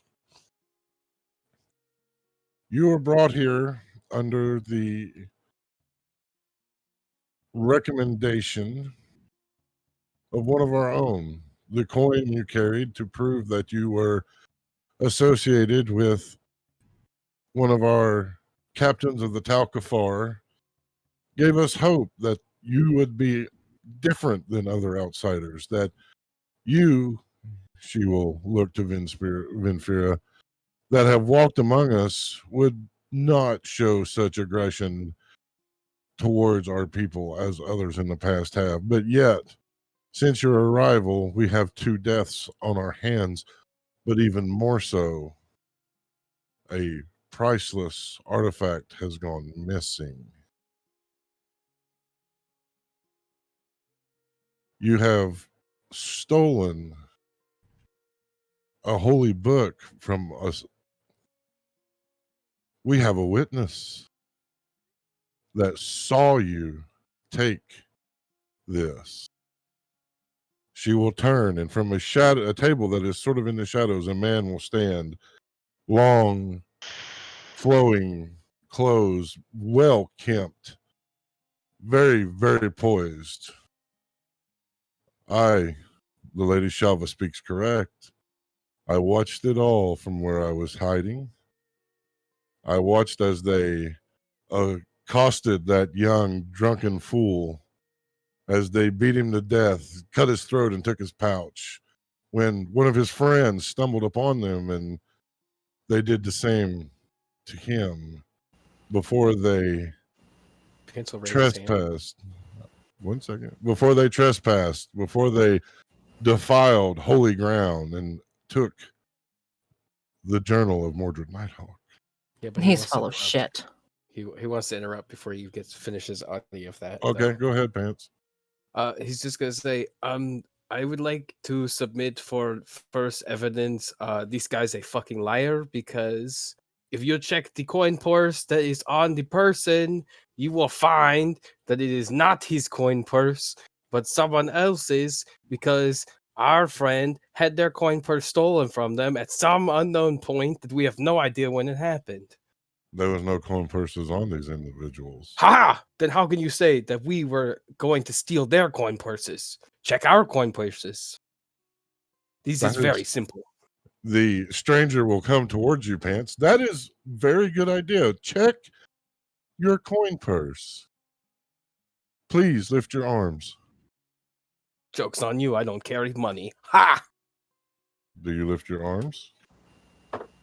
No. This smells like a setup. They Yeah, will. Dandy does not look amused at all. They will pat you down. You do No, not carry money. They do. I will step between him and Pants before he lays a hand on Pants. You will not touch us. My, aren't we aggressive? We don't want you planting evidence on us. You do not want me what?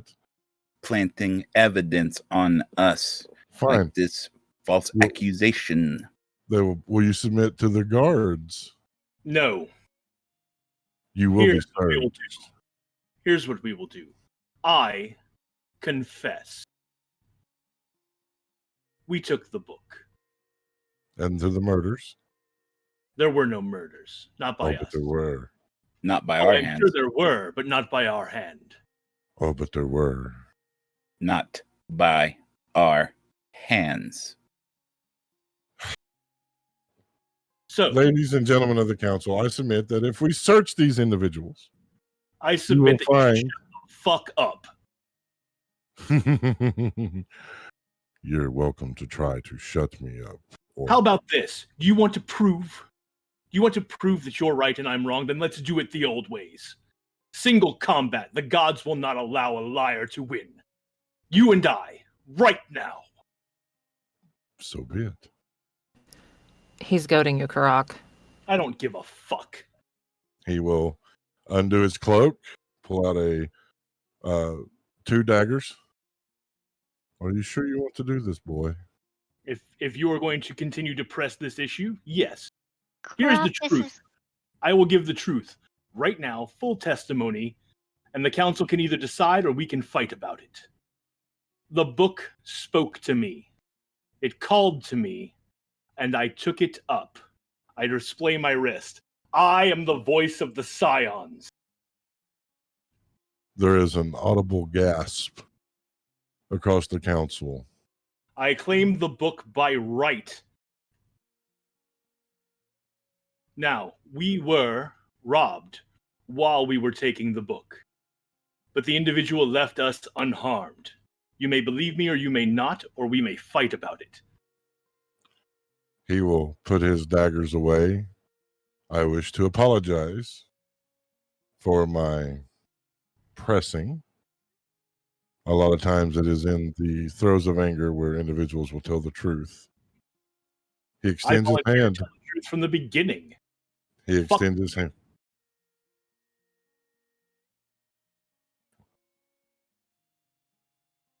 So, Make who the fuck are you? Make a perception check, Dandy.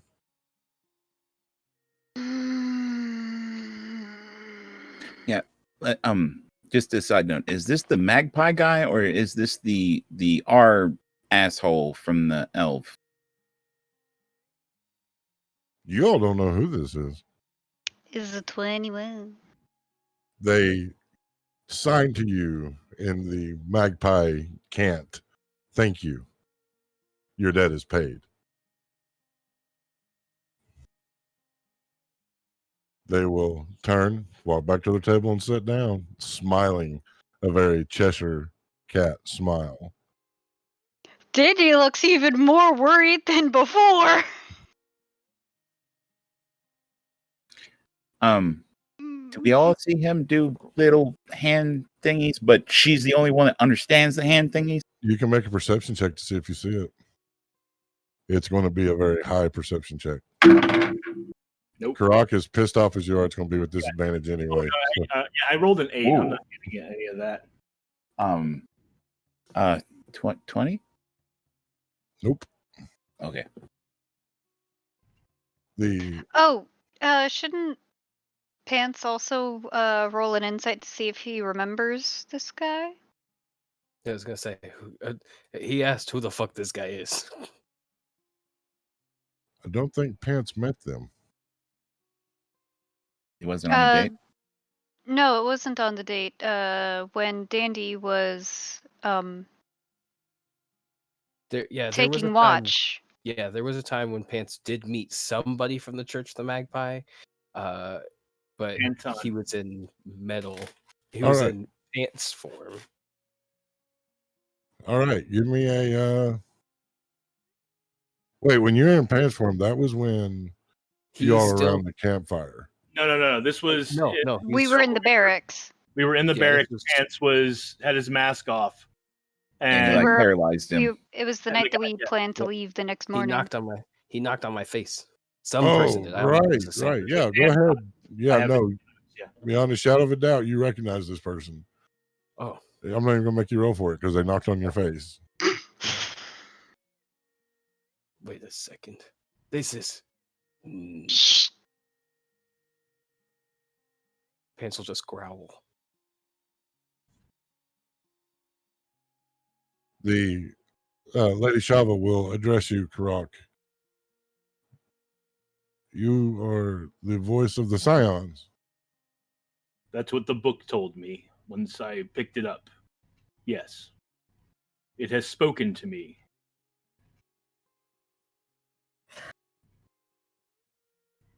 All but these out. Everyone out. We will speak in private. She will look to the stranger, especially you. One by one, the guards will leave. The stranger will finish their drink, nod. Walking by, they will pat you on the shoulder, Dandy. Keep walking. Pants will make an obscene gesture at him. Give me one more insight check, Dandy. Or perception. Let's call this perception.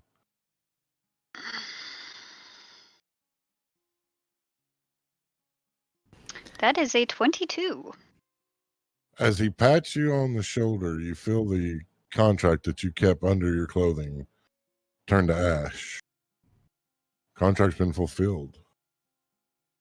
You have met your end of the bargain for whatever purpose.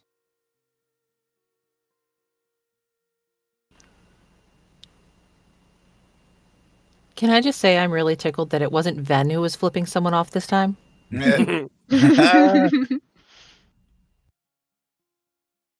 She's having a positive influence on them. I mean, right now she's just standing there staring daggers at the guy and not saying anything with her arms crossed. I mean, Karak's already dropped F-bombs on him and Pants flipped him off. She feels like it's pretty well covered. And Dandy is unusually silent with a sour expression on her face.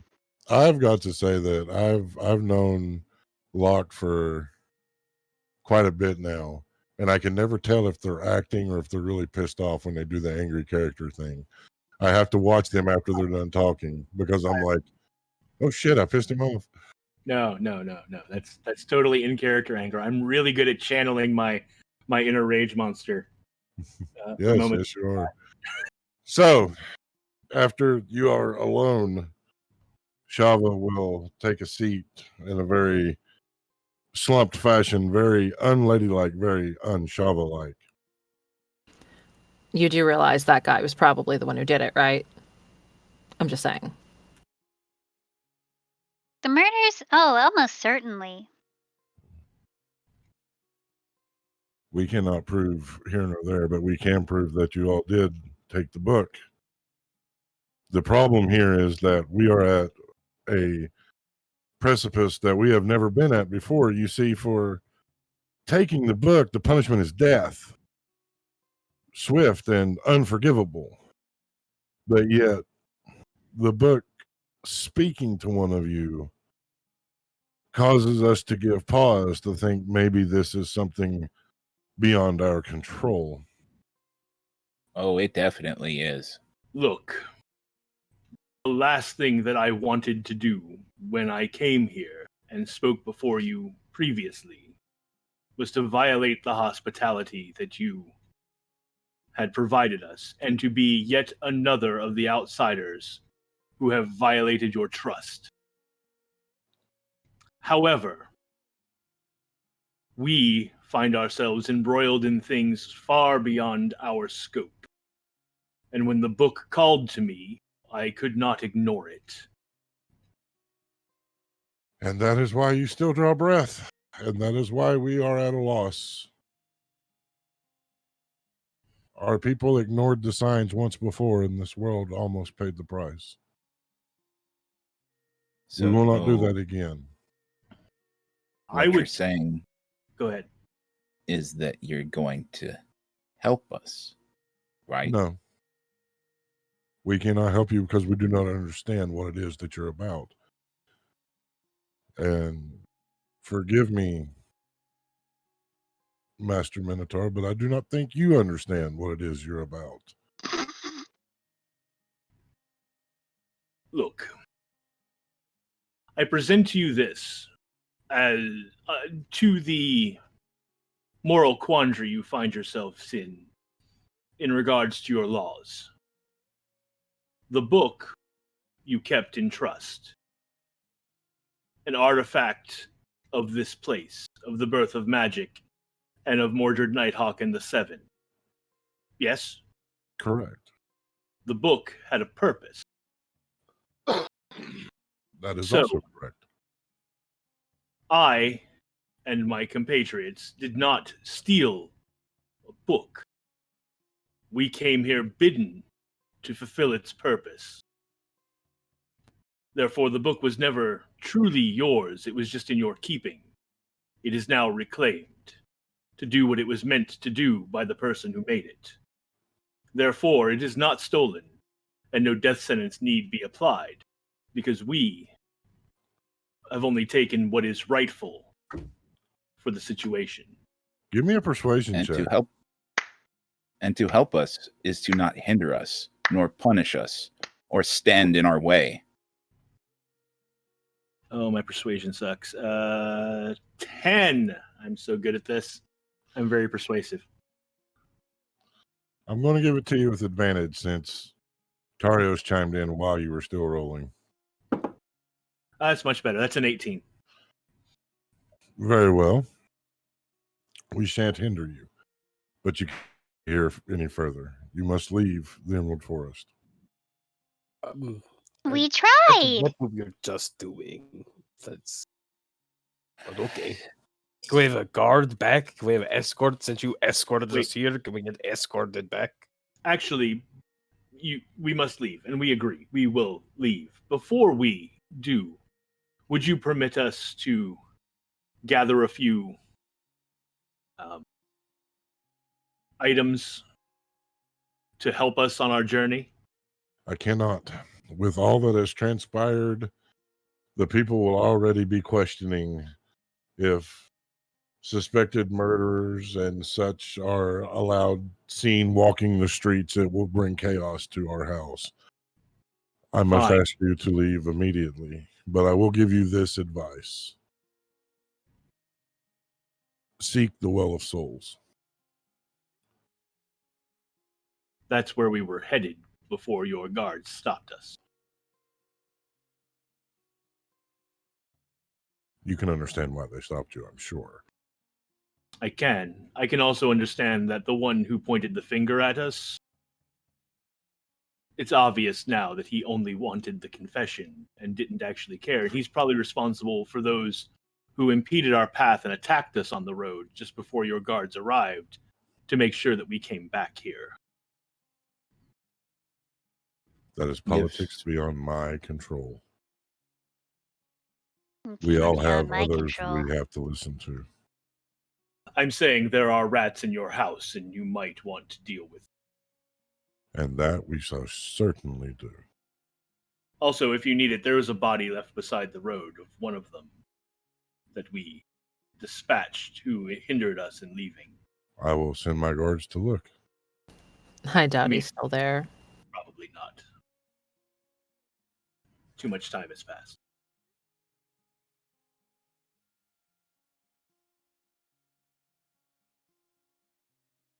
So then, do we just kind of straighten ourselves up and head on out? Yeah. If y'all are ready to leave, which they're ready for you to leave. All right. We walk. Okay. And are we still going to be leaving by the same route, or is there going to be a route that we're going to be leaving by that is not seen by the public since they don't want that?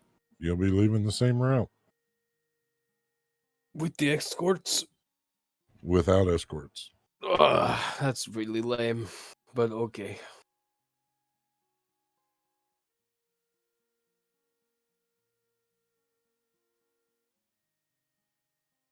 So, y'all take your leave? Oh, yeah. Exiting the village once more into the Emerald. Making your way back the way you traveled, passing over the bridge into the thick, the deep dark of the Emerald. I need to know marching order, please.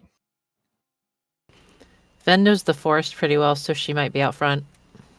I'll follow behind Ven. I'm somewhere in the middle-ish. Take up the second to the back. I'll take rear.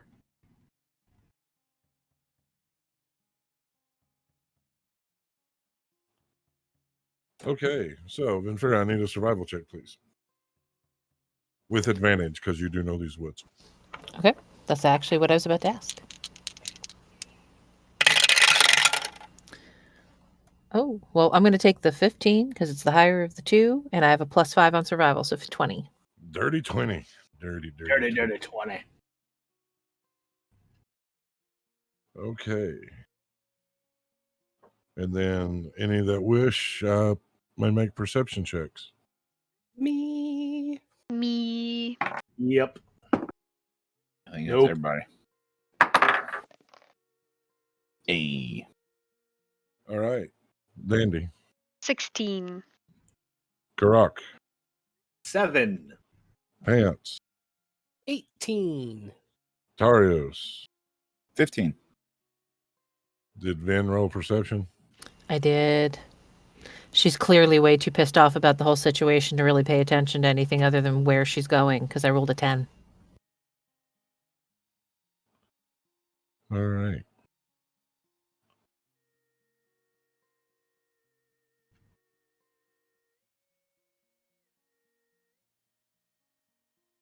So,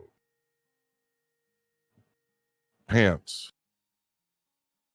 As you're looking, you catch just the briefest movement in the foliage Left or right? to your right. I'll whisper to Croc. There's something to the right of us. All right, I will start paying closer attention on that side. Okay. As you all are walking further, I'll allow another round of perception checks. Ah! Dandy. At that time, I got a dirty 20. Dirty 20. So nasty. Karak. My 20 was not so dirty. My 20 is au natural.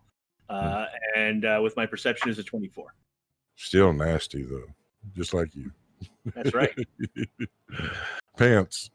I got a 10. Tarios. 17. And Renfira. 15. The voyage, the travel, uneventful. Time marching on, minutes clicking into hours. Before you know it, it is the evening. Do you wish to keep going or make camp? Are we out of the forest yet? No. Are we outside of the elves' territory?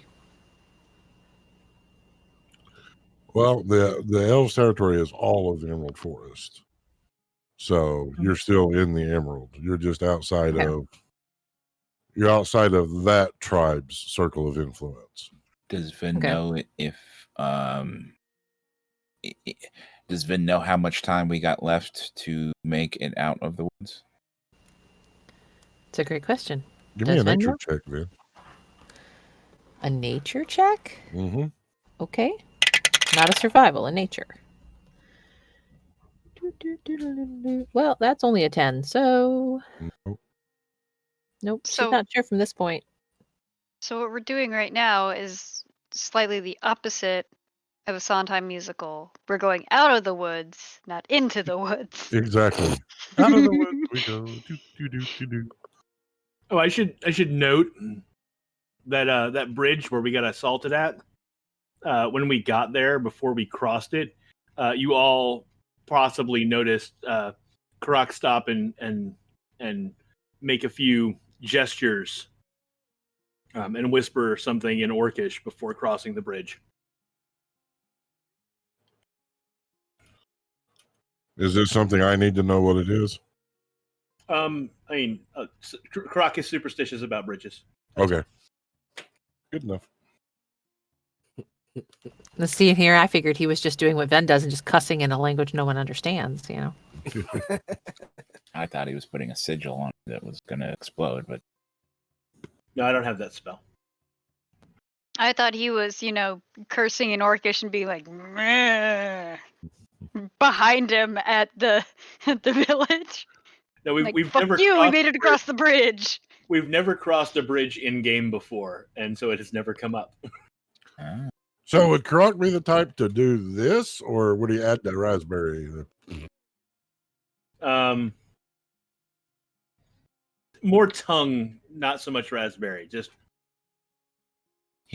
Karak is known for his tongue. According to Wilhelm and his wife, yes, he is. And the two that fell in love with him at the what was it? Cashmere Rose. Cashmere Rose. Yeah. I mean, speaking of that, so audience, our store will be going live soon. One of the shirts that will be available will be Karak wearing the 8-bit sunglasses, and it will say, "I'll be taking long rest as you're falling in love." So we'll just keep an eye out on social media for announcement when our store goes live. Excellent. All right. And the other one is Prieston Ain't Easy. Prieston So, ain't easy. Hashtag work life.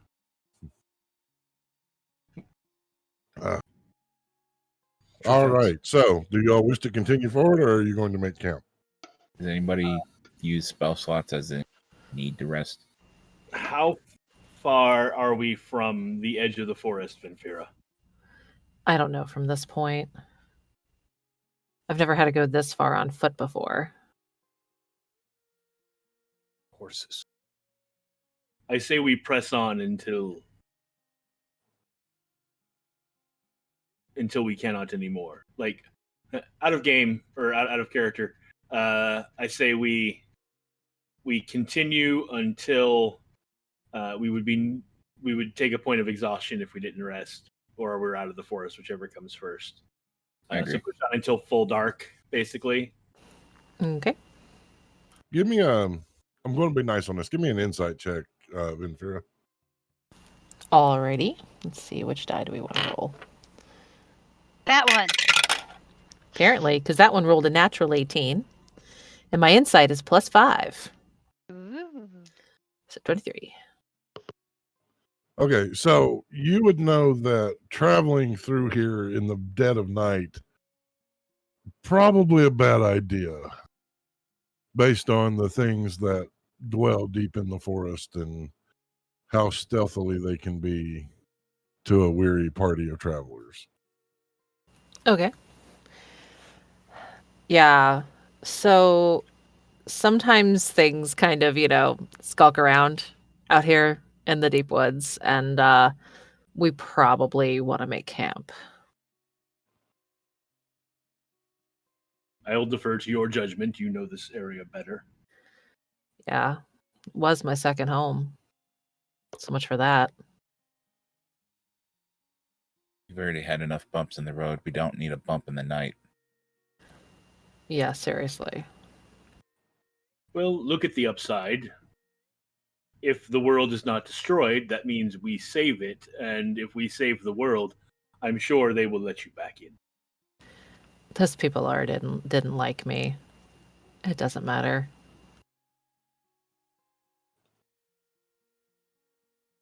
All right, so y'all making camp? Yep. Fire or no fire?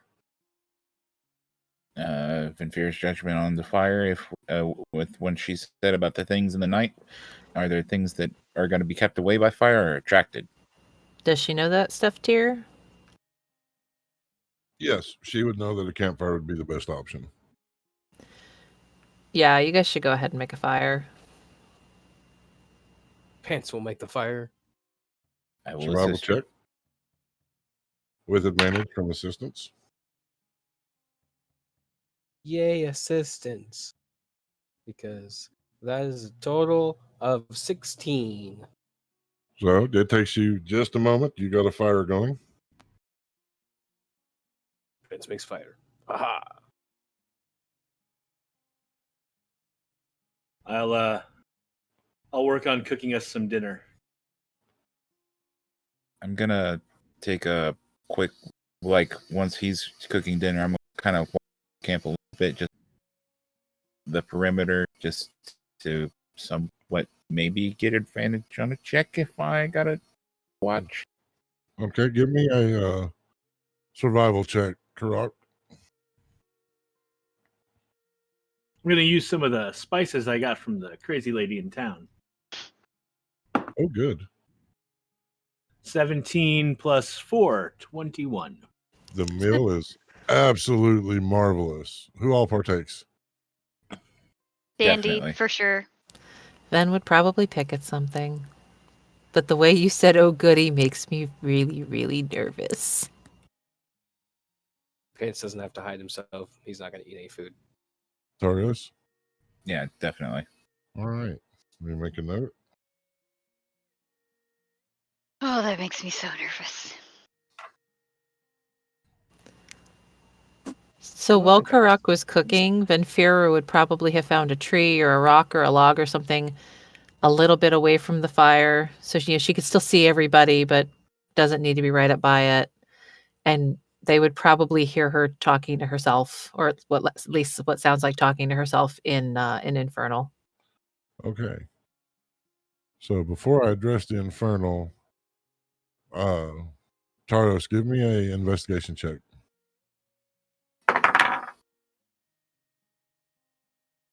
18. You're pretty sure everything is okay at the moment. Everything seems calm. Nothing seems like it's posing a threat.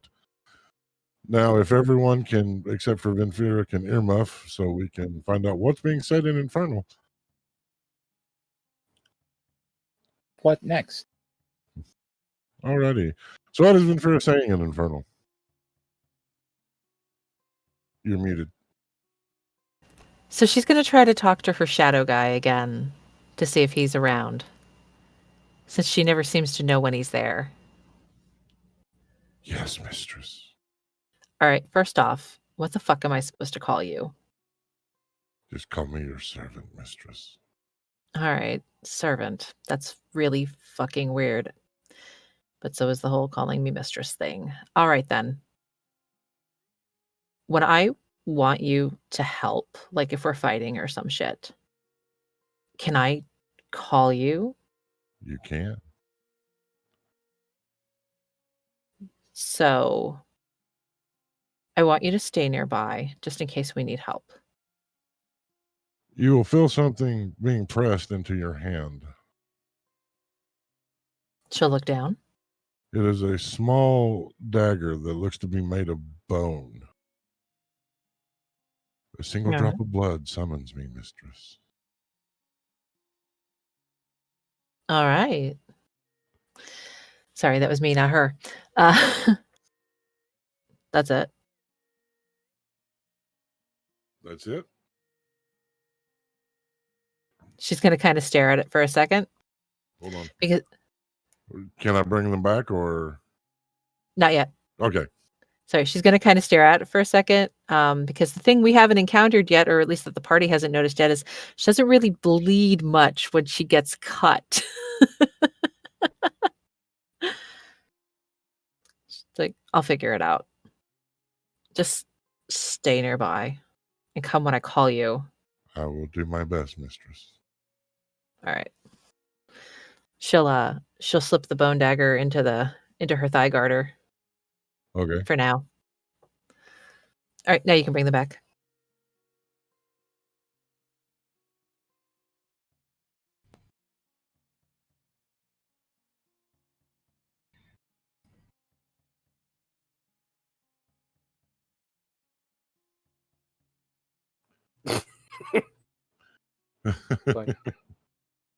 I need a But- different symbol, different thing. You need like a By the way, paddle that you just hold up. We were asked by a child what this meant. We told them it was a rocket cow. Rocket cow. Okay, so y'all have eaten. Vinfira is off by themselves. Tarios has walked the perimeter. What do you want to do? We should probably discuss what comes next. It is a good idea. The long, miserable walk to the wasteland. Yes. Also, actually, before we discuss what comes next, we should discuss what happened with the council. I got the impression that there was more going on there than what was actually going on there, and that seemed he knew you, Dandy. Yes. Was it one of your shitty magpie friends? I would not call him a friend at all. I was being But he was- sarcastic, dear. But he was a magpie. Yes, he was. He's a big asshole. So Yes, he is. So are you like done with them now? I hope so. So it'd now be a bad time to tell you guys that I told that McBain fucker that if he hurt any of you, I'd fucking kill him. No, it seems about the right time. Yeah, just throwing that out there.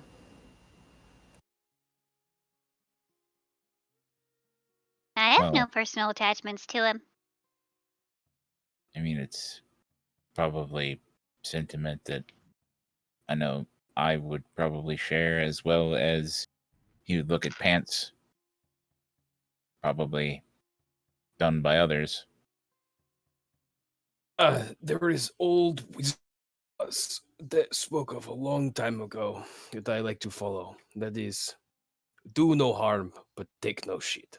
And well, he's given me a lot of shit. And the next time that I see him, along with that wonderful priest guy, whatever his name is, I will slug him in the face right after I run my sword through it.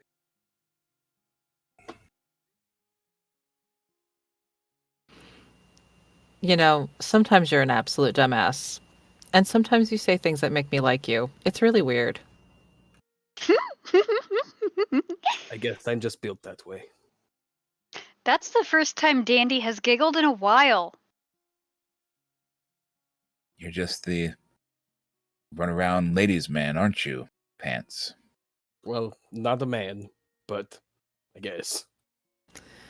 And that was probably the closest thing to a compliment Ven has given him since they met. He took it. He understood it. It was like semi nice. He still got called a dumbass. Semi nice. She's working on it. He got called a not so dumbass. That's closer than everybody else. Just like that to be known. Well, you know what they say. What do they say? They say that you can strike me, and I may not care. But if you strike my family, I'll fucking rip your spleen out. I like that one. It is an ancient proverb of my people. Okay. I like that one. A lot of people with a lot of proverbs. I have studied it extensively. I'm sorry, I just had this mental image of Karat going, let me sing you the song of my people.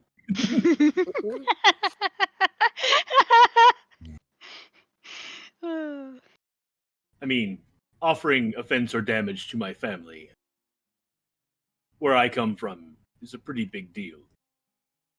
I mean, I have literally killed people for less offensive things.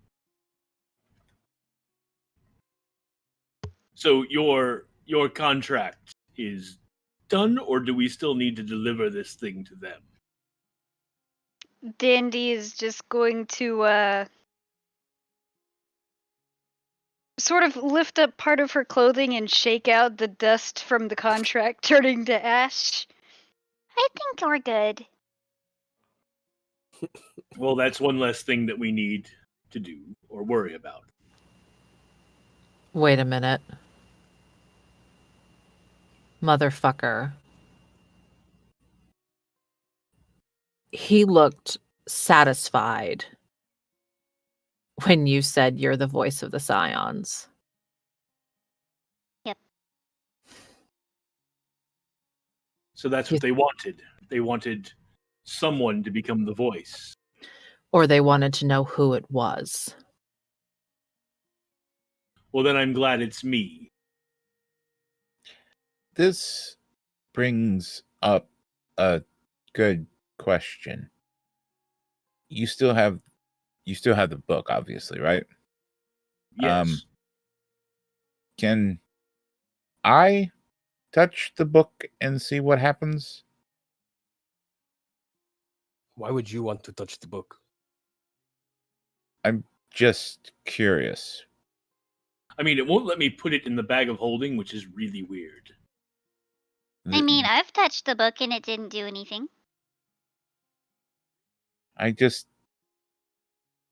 don't know. Karak. Now, Ven was watching Karak when he opened the book and stuff before. Yes.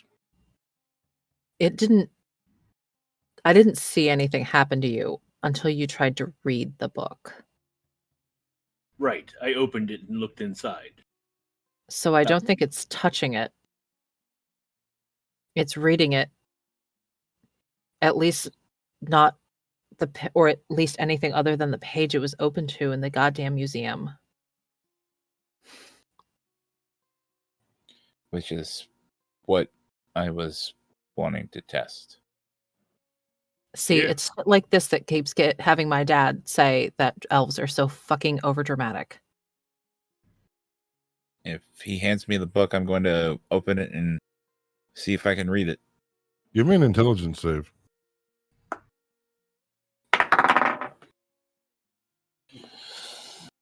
Save 17. Pain. Undescribable pain will course through you. You will feel as if your very soul is on fire as you fall to your knees, the world going black. What is the thing that you are afraid of the most? Before you answer that, I'm not going to have people earmuffed because this may take a little bit. So I'll just remind you to not act upon any information until it is disseminated from character to character. So what is the thing you're afraid of the most, Tarios? What does Tarios fear in this world? His own death. That is his greatest fear.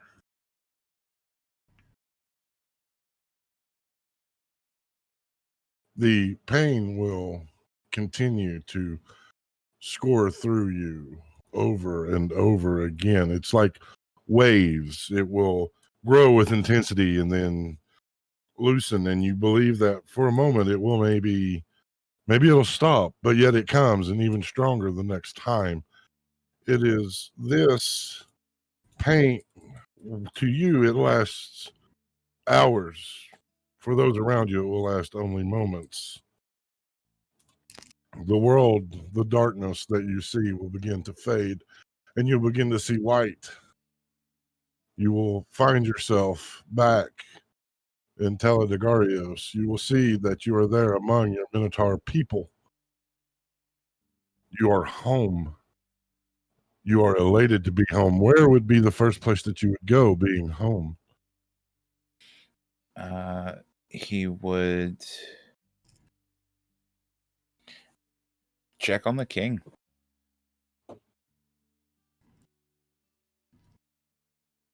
Give me another intelligence check.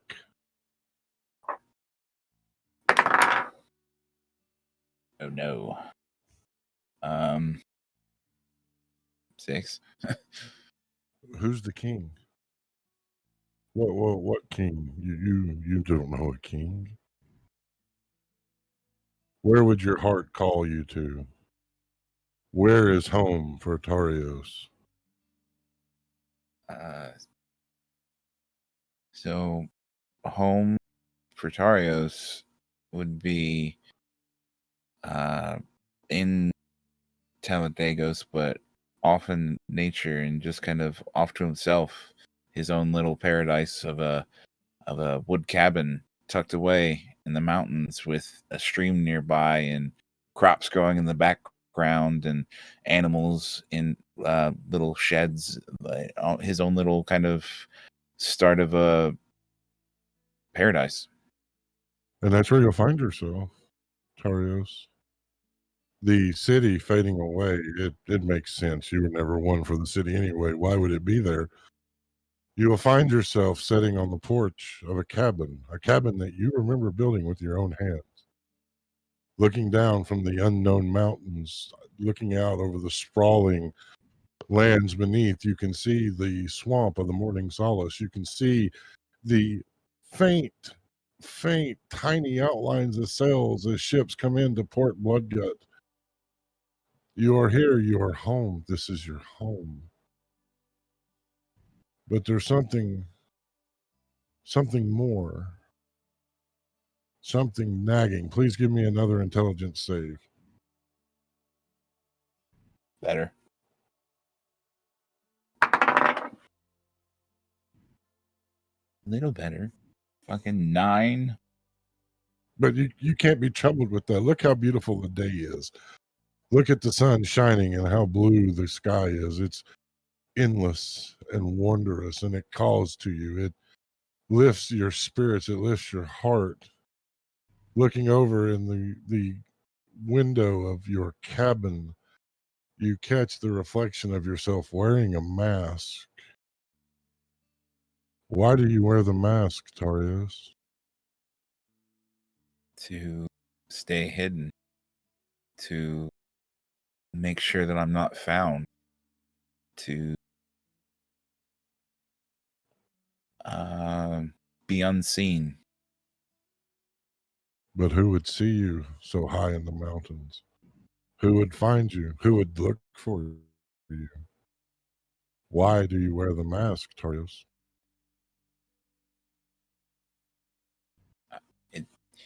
So I wouldn't, at the cabin, I wouldn't have a reason to wear the mask. So the mask would actually be almost frightening to me then. There would, if I'm in paradise, there's no reason to hide. Everything's resolved. I'm not running. Another intelligence save.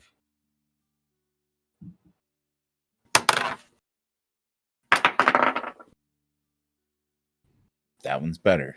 21. The mask scares you, Tarios. You are stricken with fear. Your hands is trembling, your breath quickening. You can feel your heart pounding in your chest as sweat forms on your brow. You are afraid. It is a deep, deep rooted fear that makes you question your very self, who you are. You only know that this mask is the source of the fear. He's going to attempt to remove the mask. Give me another intelligence save, please. 16.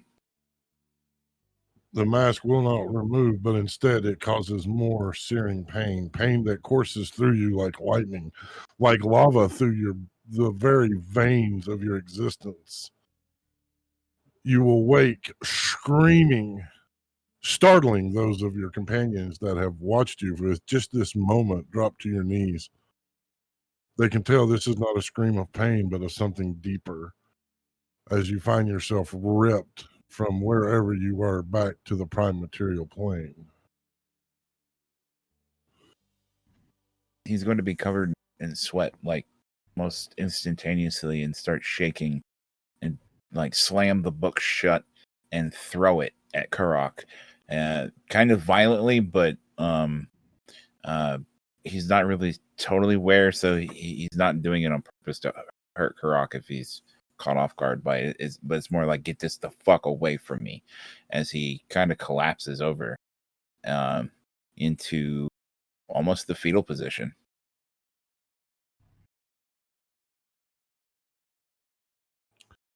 The mask is still there, Tarios. The mask is still frightful. Trembling hands touch it. You find yourself, your breath held. I need one more intelligence saving throw, please. I guess we're back to that then. 10.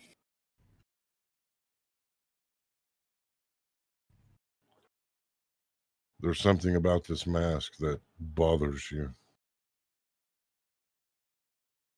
Something about it that haunts you. It controls you. It is you. You do not have power. It is the puppeteer. You are merely the puppet.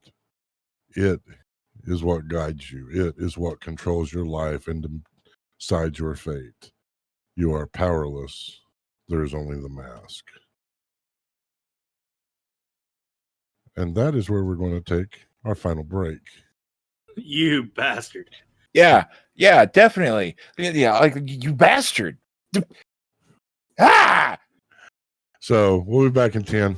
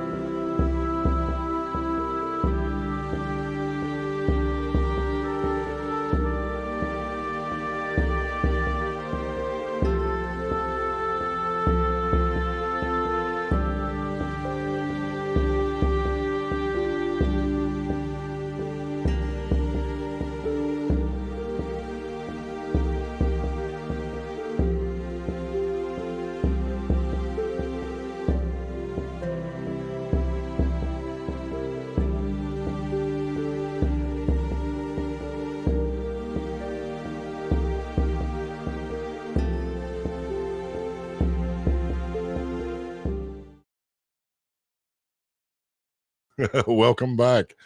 Thank you for bearing with us while we took a break, like I've said a lot of times. And if you're just now joining us, I am a chronic pain patient, so in order to do this, I do have to take 2 breaks of stream instead of 1. I want to thank you all for voting in the polls. I have the results. Oh no. Thank you so much. When we left off, Tarios had attempted to read the book and had been whisked away to what would be paradise, only to find that in this paradise there was fear, there was anguish. Coming to himself once more near the campfire, the fear still lingering as he tossed the book to Karak. Karak, I need a dex check to see if you catch the book. You're muted, by the way. You're muted, by the way.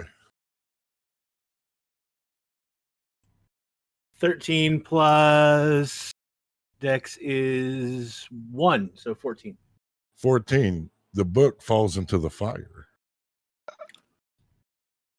Oh, I immediately reach for it. Give me a perception check. 19 plus perception 4. All right. I'll be back to that in just a moment. Let me make a note of what that is. Tarios, the book gone from you, the fear, it's still there. It's not as strong. With each breath, you can feel it loosening its hold for a moment. But I do need everyone to earmuff for just a moment, except for Tarios. You hear a voice in your head, Tarios, a familiar voice. Your uncle has passed. We will be sending for you. He is going to breathe very, very heavily. Say, this is not good, to himself. That way they don't hear it. Just he's gonna like sit upright then. I guess we can back. All right. I was just getting into the Carlton.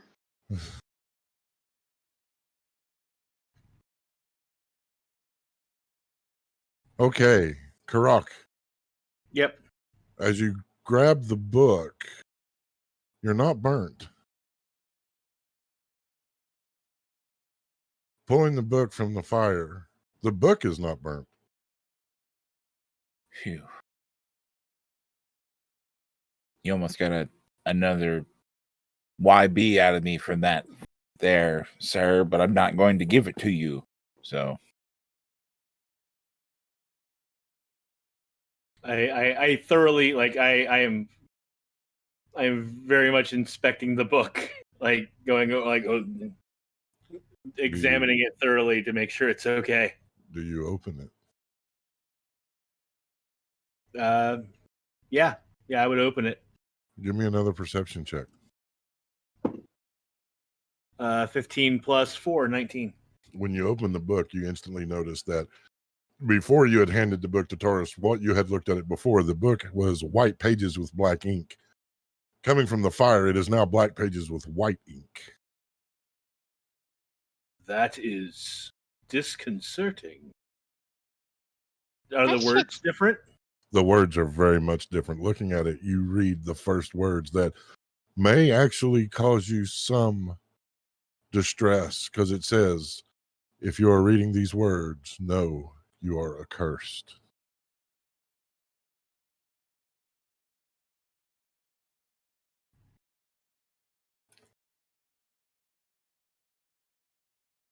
I read that out loud and then I continue to read. If you wear the bracelet, know that your life is already forfeit. You will have to choose a path, the light or the dark. Unless you can convince those with the power to remove the bracelet from you. But it will not be easy. If you so choose to seek this option, you will find on the next page a map.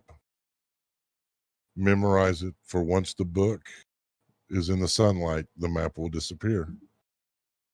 This map will take you to the enclave of the Lunar Dancers, a druid order that lives deep in the Weeping Wasteland. I can offer no influence on if they will help you, but know even from the past, I pray for your soul.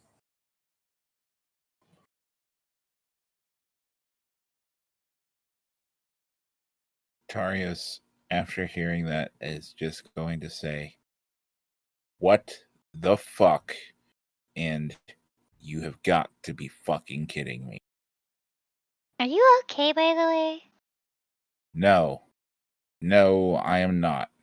We are not. The world is not. He's dead. Who's dead? Standing right there. I'm always just concerned of how do they know to write these things beforehand? Like, if you know this is a bad thing, then why you're doing it? Who's he you're talking about? Who is he? My uncle is dead. Oh no, I'm so sorry. Wait, is this the chicken nuggets again? Yes, this is definitely the chicken nuggets. The chicken nuggets are the reason why I wear this mask. They're coming for me. Chicken nuggets? Yes, the chicken nuggets are coming for me. No, they are coming for me. They're. I'm king now. I'm sorry. Could you say that again and possibly slower? In common, too, just to make sure that my ears are hearing this correctly. He's dead, and that means I'm king. So the king is dead, and that makes you king. Yes. The king that is your uncle related to you is dead, and now because of the ceremonial rites of when a king dies, you being the next person in line means that you are a king. The king is dead, and now you are king. That's why they're coming for me. That's why they're coming for me. Who's they? I don't even know. Just, I know it's they. Are they going to hurt you? Or try to? I don't know. But there are some that want to hurt me, which is why I wear the mask. I wear hiding. So, I'm assuming that they are part of they. So, they are fucking we. So, No one's having sex with me right now. I tell you this right. And Panther's is gonna walk over and he's gonna like pick up Tarios and like get face to face with him and be like, "You said we were bros. I am unfamiliar with this concept, but it was something that seemed very nice. You are my friend, and we are not supposed to have secrets from each other, and we're not supposed to lie. I took off my face and I showed you it, and yet you lie to me. You say that you are not anyone important. It's you," and he'll push you, he'll like let go and like let you fall on the ground. "You are royalty. You have been sitting here. We've had to sit in crappy accommodations. We've had to deal with stupid people insulting us all the time. And all you had to do was take off the mask and say, 'Hello, I am this person that is royalty. Treat me with more fucking respect.' But no, we get yelled at. We get attacked. We get thrown into places." I wasn't royalty until he died. Hey, Pants. He's just gonna huff and he's gonna sit down. He's gonna put his hands on his fists. And he's gonna go immediately into that like deactivated. He's still conscious of everyone mode, but he is in his powered down state. You remember when I said sometimes we have secrets that we have to keep from each other to keep each other safe? At that point, he'll whip his head and he'll say, "Yes, but best friends don't keep secrets from best friends." He'll go back. Sometimes. Sometimes they do to keep them safe. And right now, you're being a dumbass. Allow me to to say some very profound words. If they come for you and offer you harm, or you do not wish to go with them and they want to press the issue, then, as my aunt was very fond of saying when I was a child, we will kill every last motherfucking one of them. I like your aunt. I did. Then Dandy will walk over to Pants and just gently give him a consoling pat on his shoulder. He doesn't move. He's still. He'll see that you're there. Like he'll like there's no Give me an recognition. insight check, Pants. Yep. Ooh, that's a high number. The die. But what is my insight bonus? You'd think I'd have this memorized by now, but that is a dirty 20. Okay, thank you.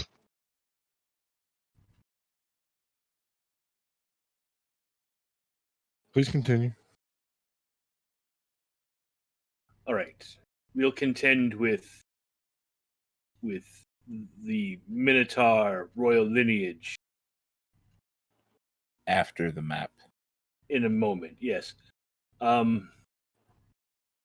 Dandy, might I call upon your skills at copying things from books? Of course. I don't think we need this map, as my life being forfeit is nothing new. I am not concerned with what this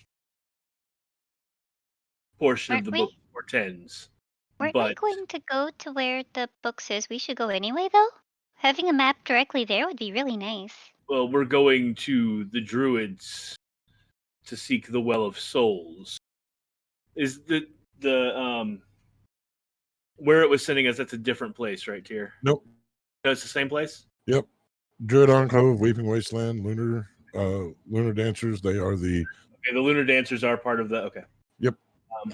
Yes, having a map is useful, but I do not wish to ask them to remove the bracelet. Only guidance on how to choose the light rather than the dark, so that we make no mistakes in this. Unless all of you, my now chosen family, think it would be best to rid ourselves of this. Though I don't think, because of other things that involve each of us, Pants being the protector, Venfira being connected to the Queen of Angramora in some fashion. To the Shadow Bitch and her brother. Yes, I don't think that we can set that. I don't think that setting aside the bracelet would improve our survivability against those things. In fact, possibly the opposite. The bracelet gives us some means of control, so giving it up seems useless to me. Then what do you want me to copy down? I want the map copied. I'm also going to spend the next bit of time reading anything else that has changed in the book and making notes on it so that we have a record of it. That is all the book contains, is those words in the map. Okay. Dandy will take out the journal that she was going to make a copy for to give to the magpies. Seems a good place as any to put the map. Yep. Put the map and copy down the exact words that go along with the map, so we have those. And she'll do it in her own handwriting instead of trying to copy, because there's no point. Just a copy. All right. I take off my mask and look at it. Yep, give me one moment. Dandy, I need an intelligence saving throw, please. I was about to Okie ask if dokie. that was going to be different now.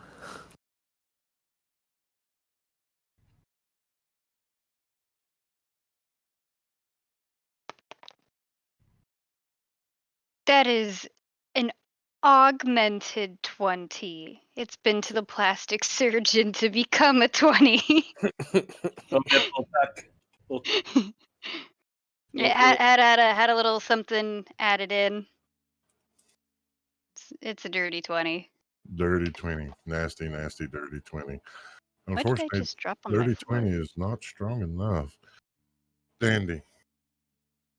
You find yourself standing on the streets of Iron Sage once more, the salted water coming into your nostrils as you hear the lapping of the waves, the ringing of the bells, the cawing of the birds, and you hear those words, "Be well, my little Jelly." As you look, watching your mother and father boarding the ship. What is your worst fear in this moment? Not seeing them again and not knowing what happened to them. Make an intelligence saving throw.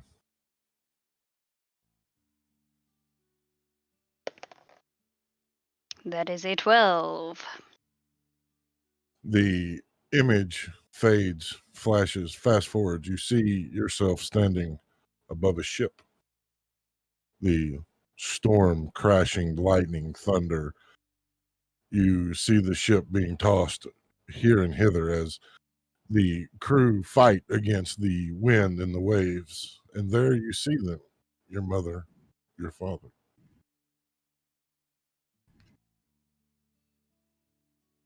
You see them there holding to the mast, tied to the mast, as they cling to each other. They try to shield themselves from the wrath of nature with their love one to another. If you were there, what would you do?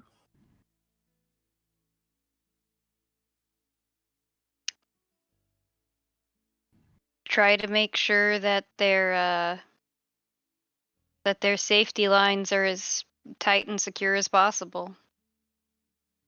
Give me another intelligence saving throw, please.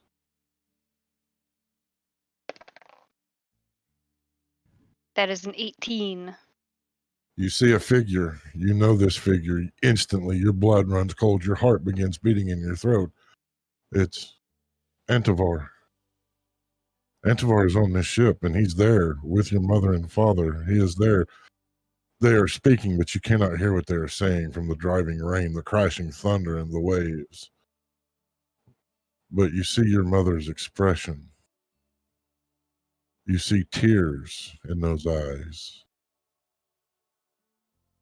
Tears in the eyes that had looked into yours so many times. And you hear those words once again, "Be well, little Jill B." As there is only crimson, as you watch this individual who was supposed to have cared for you. He was the high bishop of your church. He had took you in when your parents had died. He had raised you. He had helped you become your position of authority within the church. And here this man is slicing the throat of your mother and your father. You come to, you are standing holding the book. You are in the forest as fear, as pain, as agony grips you. I need one last intelligence save, please.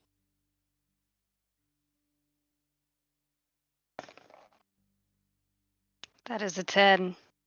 You collapse unconscious, the book falling open next to you as you dream time and again those last words, "Be well, my little Jill Bean." The rest of you watching her scream, tears rolling down her cheeks before her body collapses into unconsciousness. What would you like to do? Before anyone else pipes up, you bastard! I was gonna say that. Like, damn. That almost got me. Damn. You can hear it in my voice. That almost got me. Could see it on your Karak will- face while he was doing it. Yeah. Karak will rush to Dandy. Hey, is she okay? I'll yeah, I guess make a, would it be like a medicine check? I need a medicine check to check her and see if she's, Medicine check, please. I can figure out what's wrong with her. 13 plus 7, dirty 20. Dirty 20. As soon as you touch her, I need an intelligence saving throw, please, as pain shoots through the bracelet up your arm. Oh, no. What'd you roll? 2. You're there, Karak. My intelligence is 0. You're there. You're standing there on the boardwalk as this small child looks into the face of their mother. As this mother tells them, "We will be back. Do not worry. Our love is with you." As they board the ship, you're there again, hovering above the ship beside her. As the storm rages and blows, the waves crash against the ship as the crew fights to keep it from being claimed by the ocean. And you're there when this individual, this same individual that accused you of murder, who accepted your challenge and was willing to fight to the death and looked so smug when you confessed to stealing the book, slices the throat of the mother and father. But you see something that she didn't. After it's done, you see him take a necklace from each of them. And then you're back on your knees beside her. Your presence seems to calm her a bit as the nightmares will fade away. But for you, they will always be present.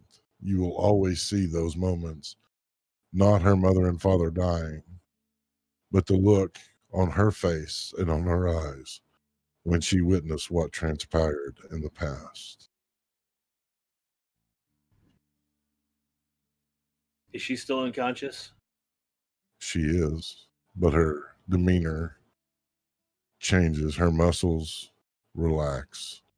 The tears, they begin to cease. Her breathing begins to shallow, then deepen into slow, rhythmic sleep. Well, I guess I'm not taking watch tonight. I will, very carefully pick her up and take her to a bedroll and make her comfortable before I turn back to the rest of the group. So as he did that, and when she let go of the book, did it close when it hit the ground? No, it's open.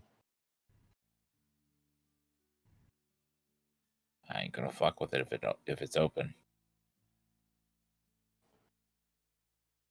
That was a mistake, but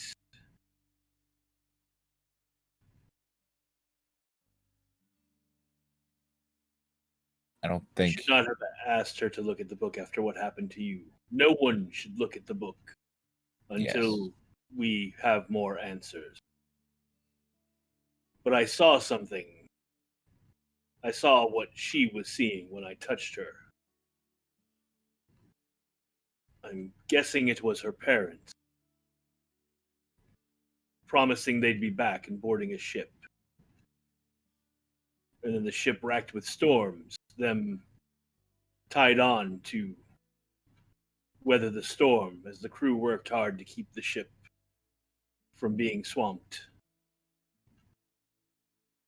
And then that fucking bastard, the one that accused us of murder in the council meeting, he was there. He murdered her parents. And he took a necklace from each of them.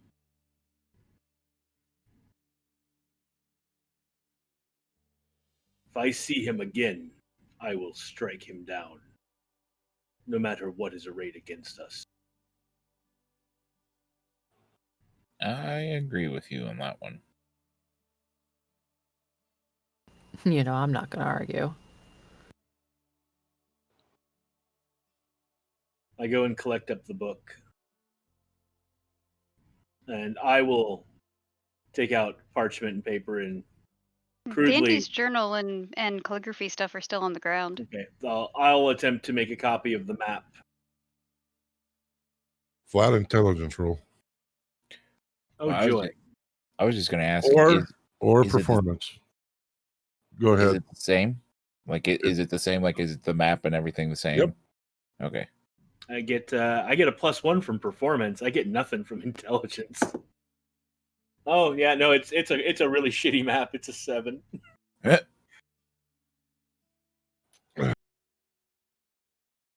So you make what you appear to think is a exact replica. No, you know it's a shitty map. I mean, it's a 7. You know it's a shitty map. It is a crude map to give me pointed reminders of where things are as I commit the map to memory and make myself a crib sheet.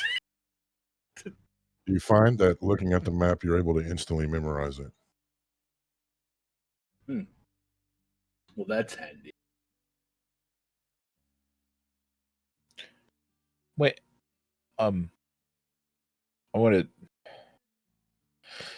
I may hate myself for this. The map that you draw. If I attempt to look at it, does anything happen? Nope. You see a shittily drawn map. Maybe it's low enough quality to where it doesn't have the effect. 2 points psychic damage for how shitty it is. I can hurt you with my bad drawing skills. Yeah, note to self, Karak can hurt people with drawing. My name is Simon. I like to do drawings. Some of you are too young for that one. Yeah, I was gonna say. I was about to sing a song, and then I realized that the person who originally sang that song is problematic, and so I'm not going to sing that song. Understand. It was from our cartoon childhood days, though. I know for a fact Tyr would have gotten it. Probably. It's from that. It's that one about drawing things from the same guy that does the popsicle commercials. Ah, okay. Yeah. Come on, we should probably get some rest. It's been kind of a shitty couple of days. I agree. Yes. Are you all setting watch? Yeah, probably. Yeah, definitely. Who's taking first watch? Dandy! I'm kidding. Tarius is gonna walk over to Pants if he's still in his vegetative state and be like, "All right, bro. I know that you're mad at me, and I know that we got to work through some stuff." And then he's gonna like grab him by the shoulders. But do me a solid.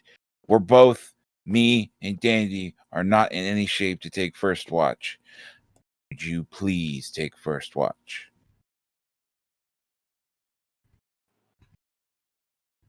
Pants will be limp at first when you pick him up, and he'll still be limp when you're holding him. And then you'll kind of see, because his eyes are like, he's just like glassed over. But he's got like an angry expression. He's like, because he's pouting. Will you know? protect us? And you just see the expression kind of soften. Maybe like the life behind the eyes come back, and he doesn't say anything, but he becomes more of a form, less floppy and.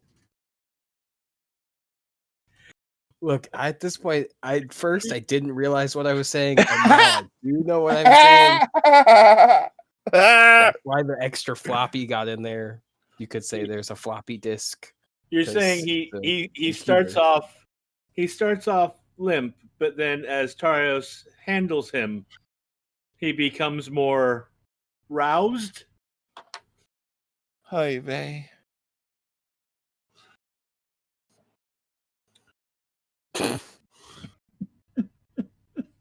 At least he's not putting up a tent. Oh, I don't think he has one. Anywho, Pants will take first watch, but he won't say anything.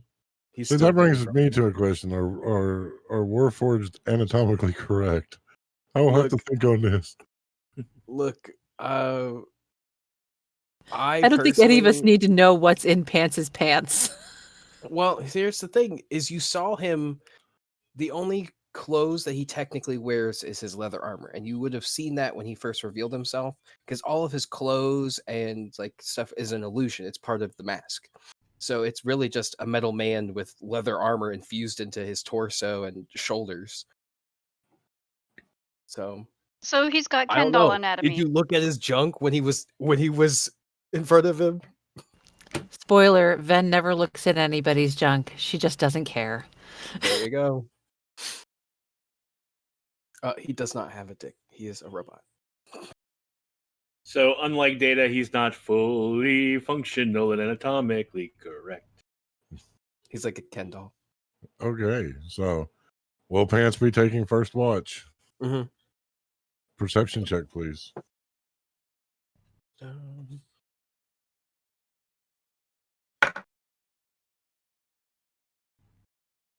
He must be really grumpy because I got a 5. Everything looks fine. Fine and dandy. Peachy keen. But Dandy's not fine. Oh, I know.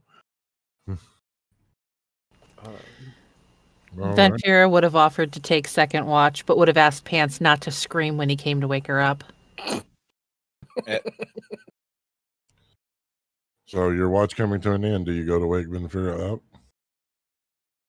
Sorry, I'm just thinking of the conversation of, oh yeah, and by the way, dumbass, don't scream when you wake me up.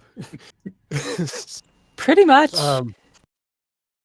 Yeah, Pants will he'll be grumpy about it, but he'll poke Perception. Ventura. Is a 16. They're not breathing.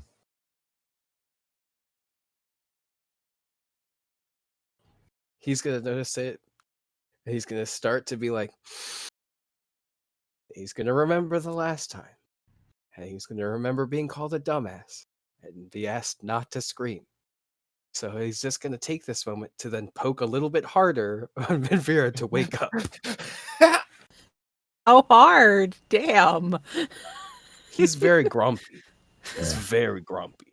So wait a minute. Tarios roused him and then he poked Ventura. No, wait, no. You missed a step in there or two. He's a Ken doll. He is a Ken doll. Limp. He has nothing. Then Tarios handled him to rouse him. Then he revealed himself. Exposed himself. And then he went and poked Ventura. Okay, yeah. So we got the order of operations correct there. And apparently he did it too hard. So Mother. Ow, what the fuck? Your turn. He's gonna immediately, as soon as you stand up, he's gonna sit cross-legged away from the group, still pouty. Dumbass. She'll go take her watch. all right. Give me a perception check. At least he didn't scream. Yeah, at least he didn't scream that time. Oh! Yeah. 11. Everything looks fine. Looks fine. That's right up there with when the room seems empty. Rainbows, unicorns, puppies. You're so full of shit. Okay, who's next? Who does she have to wake up? I'll be next. She'll go kind of nudge Karak. Hey, your turn. Yes. All right, Grok, I need perception check, but I need advantage on that. Better was a 16. Perception is +4. Dirty 20. Nasty 20. Oh, so nasty. Grok, you looking around catch eyes, a face, and part of an upper torso in an armor that looks familiar, but you can't quite place it before it ducks back behind the tree. in a low voice as to not immediately rouse the others. He says, I can see you. If you mean us no harm, feel free to step closer to our fire. If you do mean us harm, well, announce yourself now and let's get this over with. He says No- as he places a hand on his hammer. Nothing.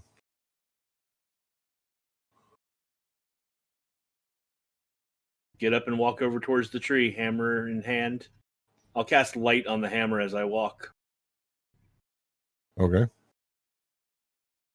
You do not see anything when you come around the tree.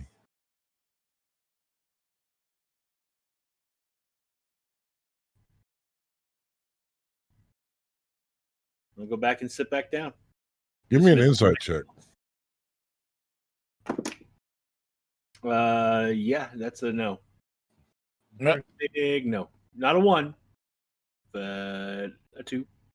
Plus insight is a 9. I'm really Let me insight, make a note of that. but All 9. right. I'm going to spend the rest of my watch. I'm going to keep an eye out, but I'm also going to be. I'm going to. Since I can't, I'm going to attempt to put the book back in the bag, into the bag of holding one more time. Nope. I didn't figure that was going to work. So then, I'm going to take, like a couple of belts, and I'm going to just rig up a strap for it, so that I can sling it on my back under the backpack, where it will be more protected but harder to get at by anyone but me. Okay. I'll allow that with the other roll. Yeah, I figure it's just I can do it with 2 belts and just one across my chest and one around the book and just link them together.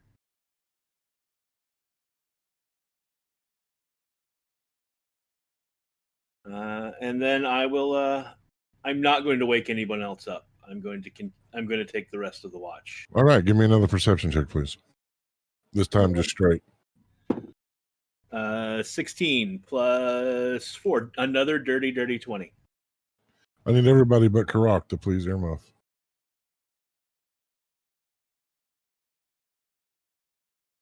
You hear something off to your left, Karak. It's a rustling in the wood leaves.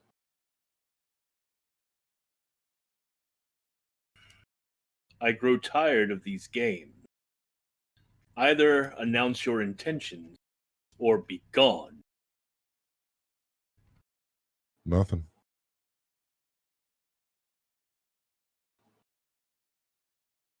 I'll walk that way again.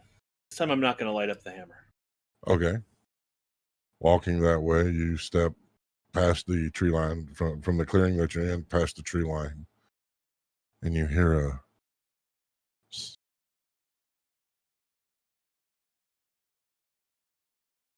What do you want?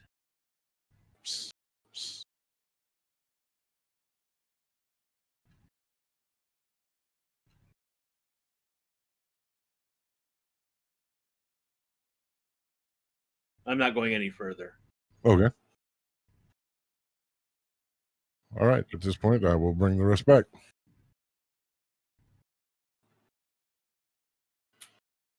You have one more watch. Please roll perception.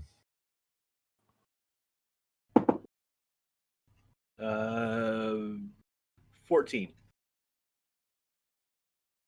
You catch the glint of the moonlight on metal.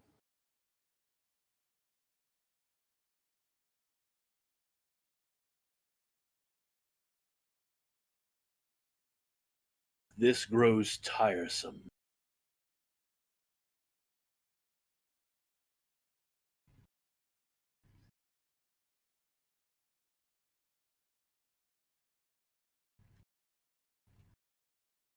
You feel something tap you on the foot.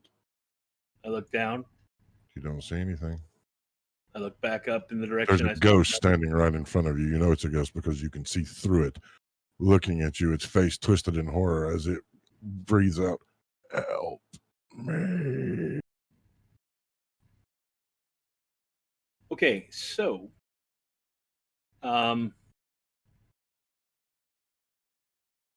Would I have knowledge about how to deal with ghosts other than just turning them or striking them down? Would I have would I have any knowledge on if it's possible to help a ghost? Give me a religion check. Question: has it been at least 6 hours? It has. Okay. Depending on what he does will depend on whether or not it's reactivates, because he only needs 6 hours. I got a 15. You have no idea. Help me. How? Feed. You will see glowing wisps start coming from the forest. 4 of them. As they cross into the clearing, they will turn into these ghost-like creatures. Their jaws unhinging and lowering as they make the sickening coming towards you. Yes, Pants. In my state, I am not unconscious. I can still hear and see everything. Oh, you'd be aware. Yeah, I was about to say if I would hear it or see it, he would spring up. Just dukes up.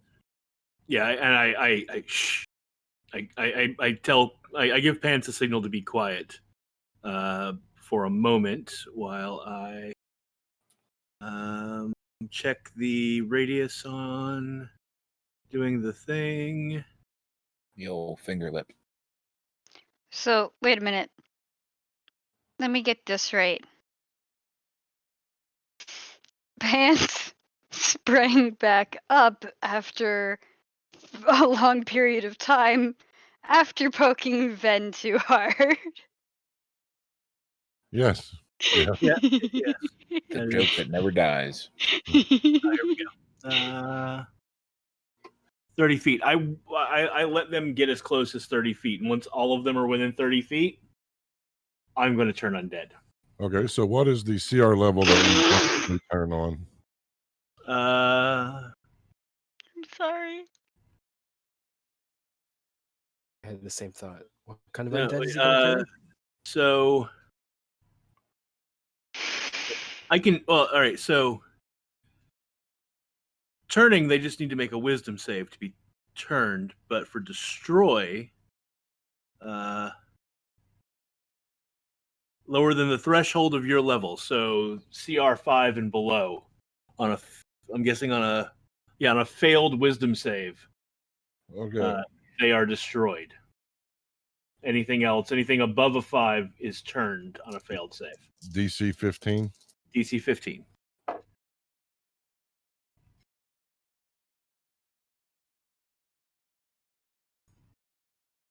They all but one pass. So one of them, one in the back, as it just vamps. So the one that survived the turn disappears?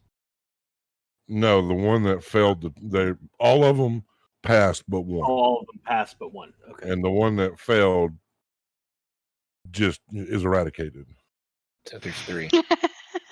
As Ven and I proceed to do the same thing. All right. So is that an action to turn? I think it is. Yeah, that is an action.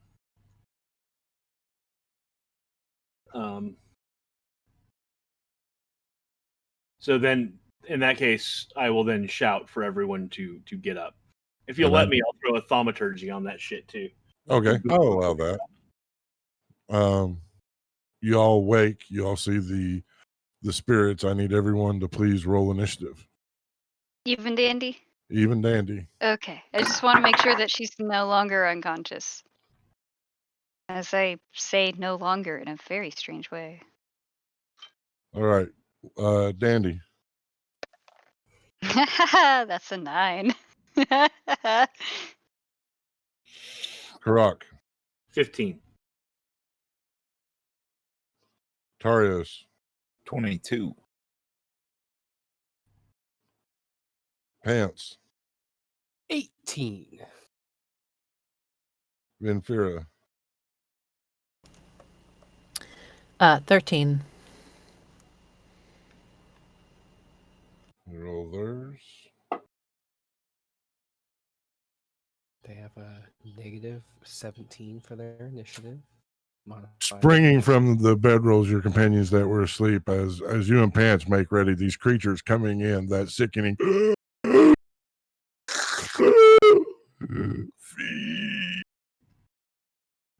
This is where we're going to pause our story for the evening. We will resume in combat when we pick up next week. Bastard. Oh, 2 more. That's 7. So whoever called it in chat got it. That's a 7 bastard night. Woo! All right, guys. I hope that you all had fun playing at the table.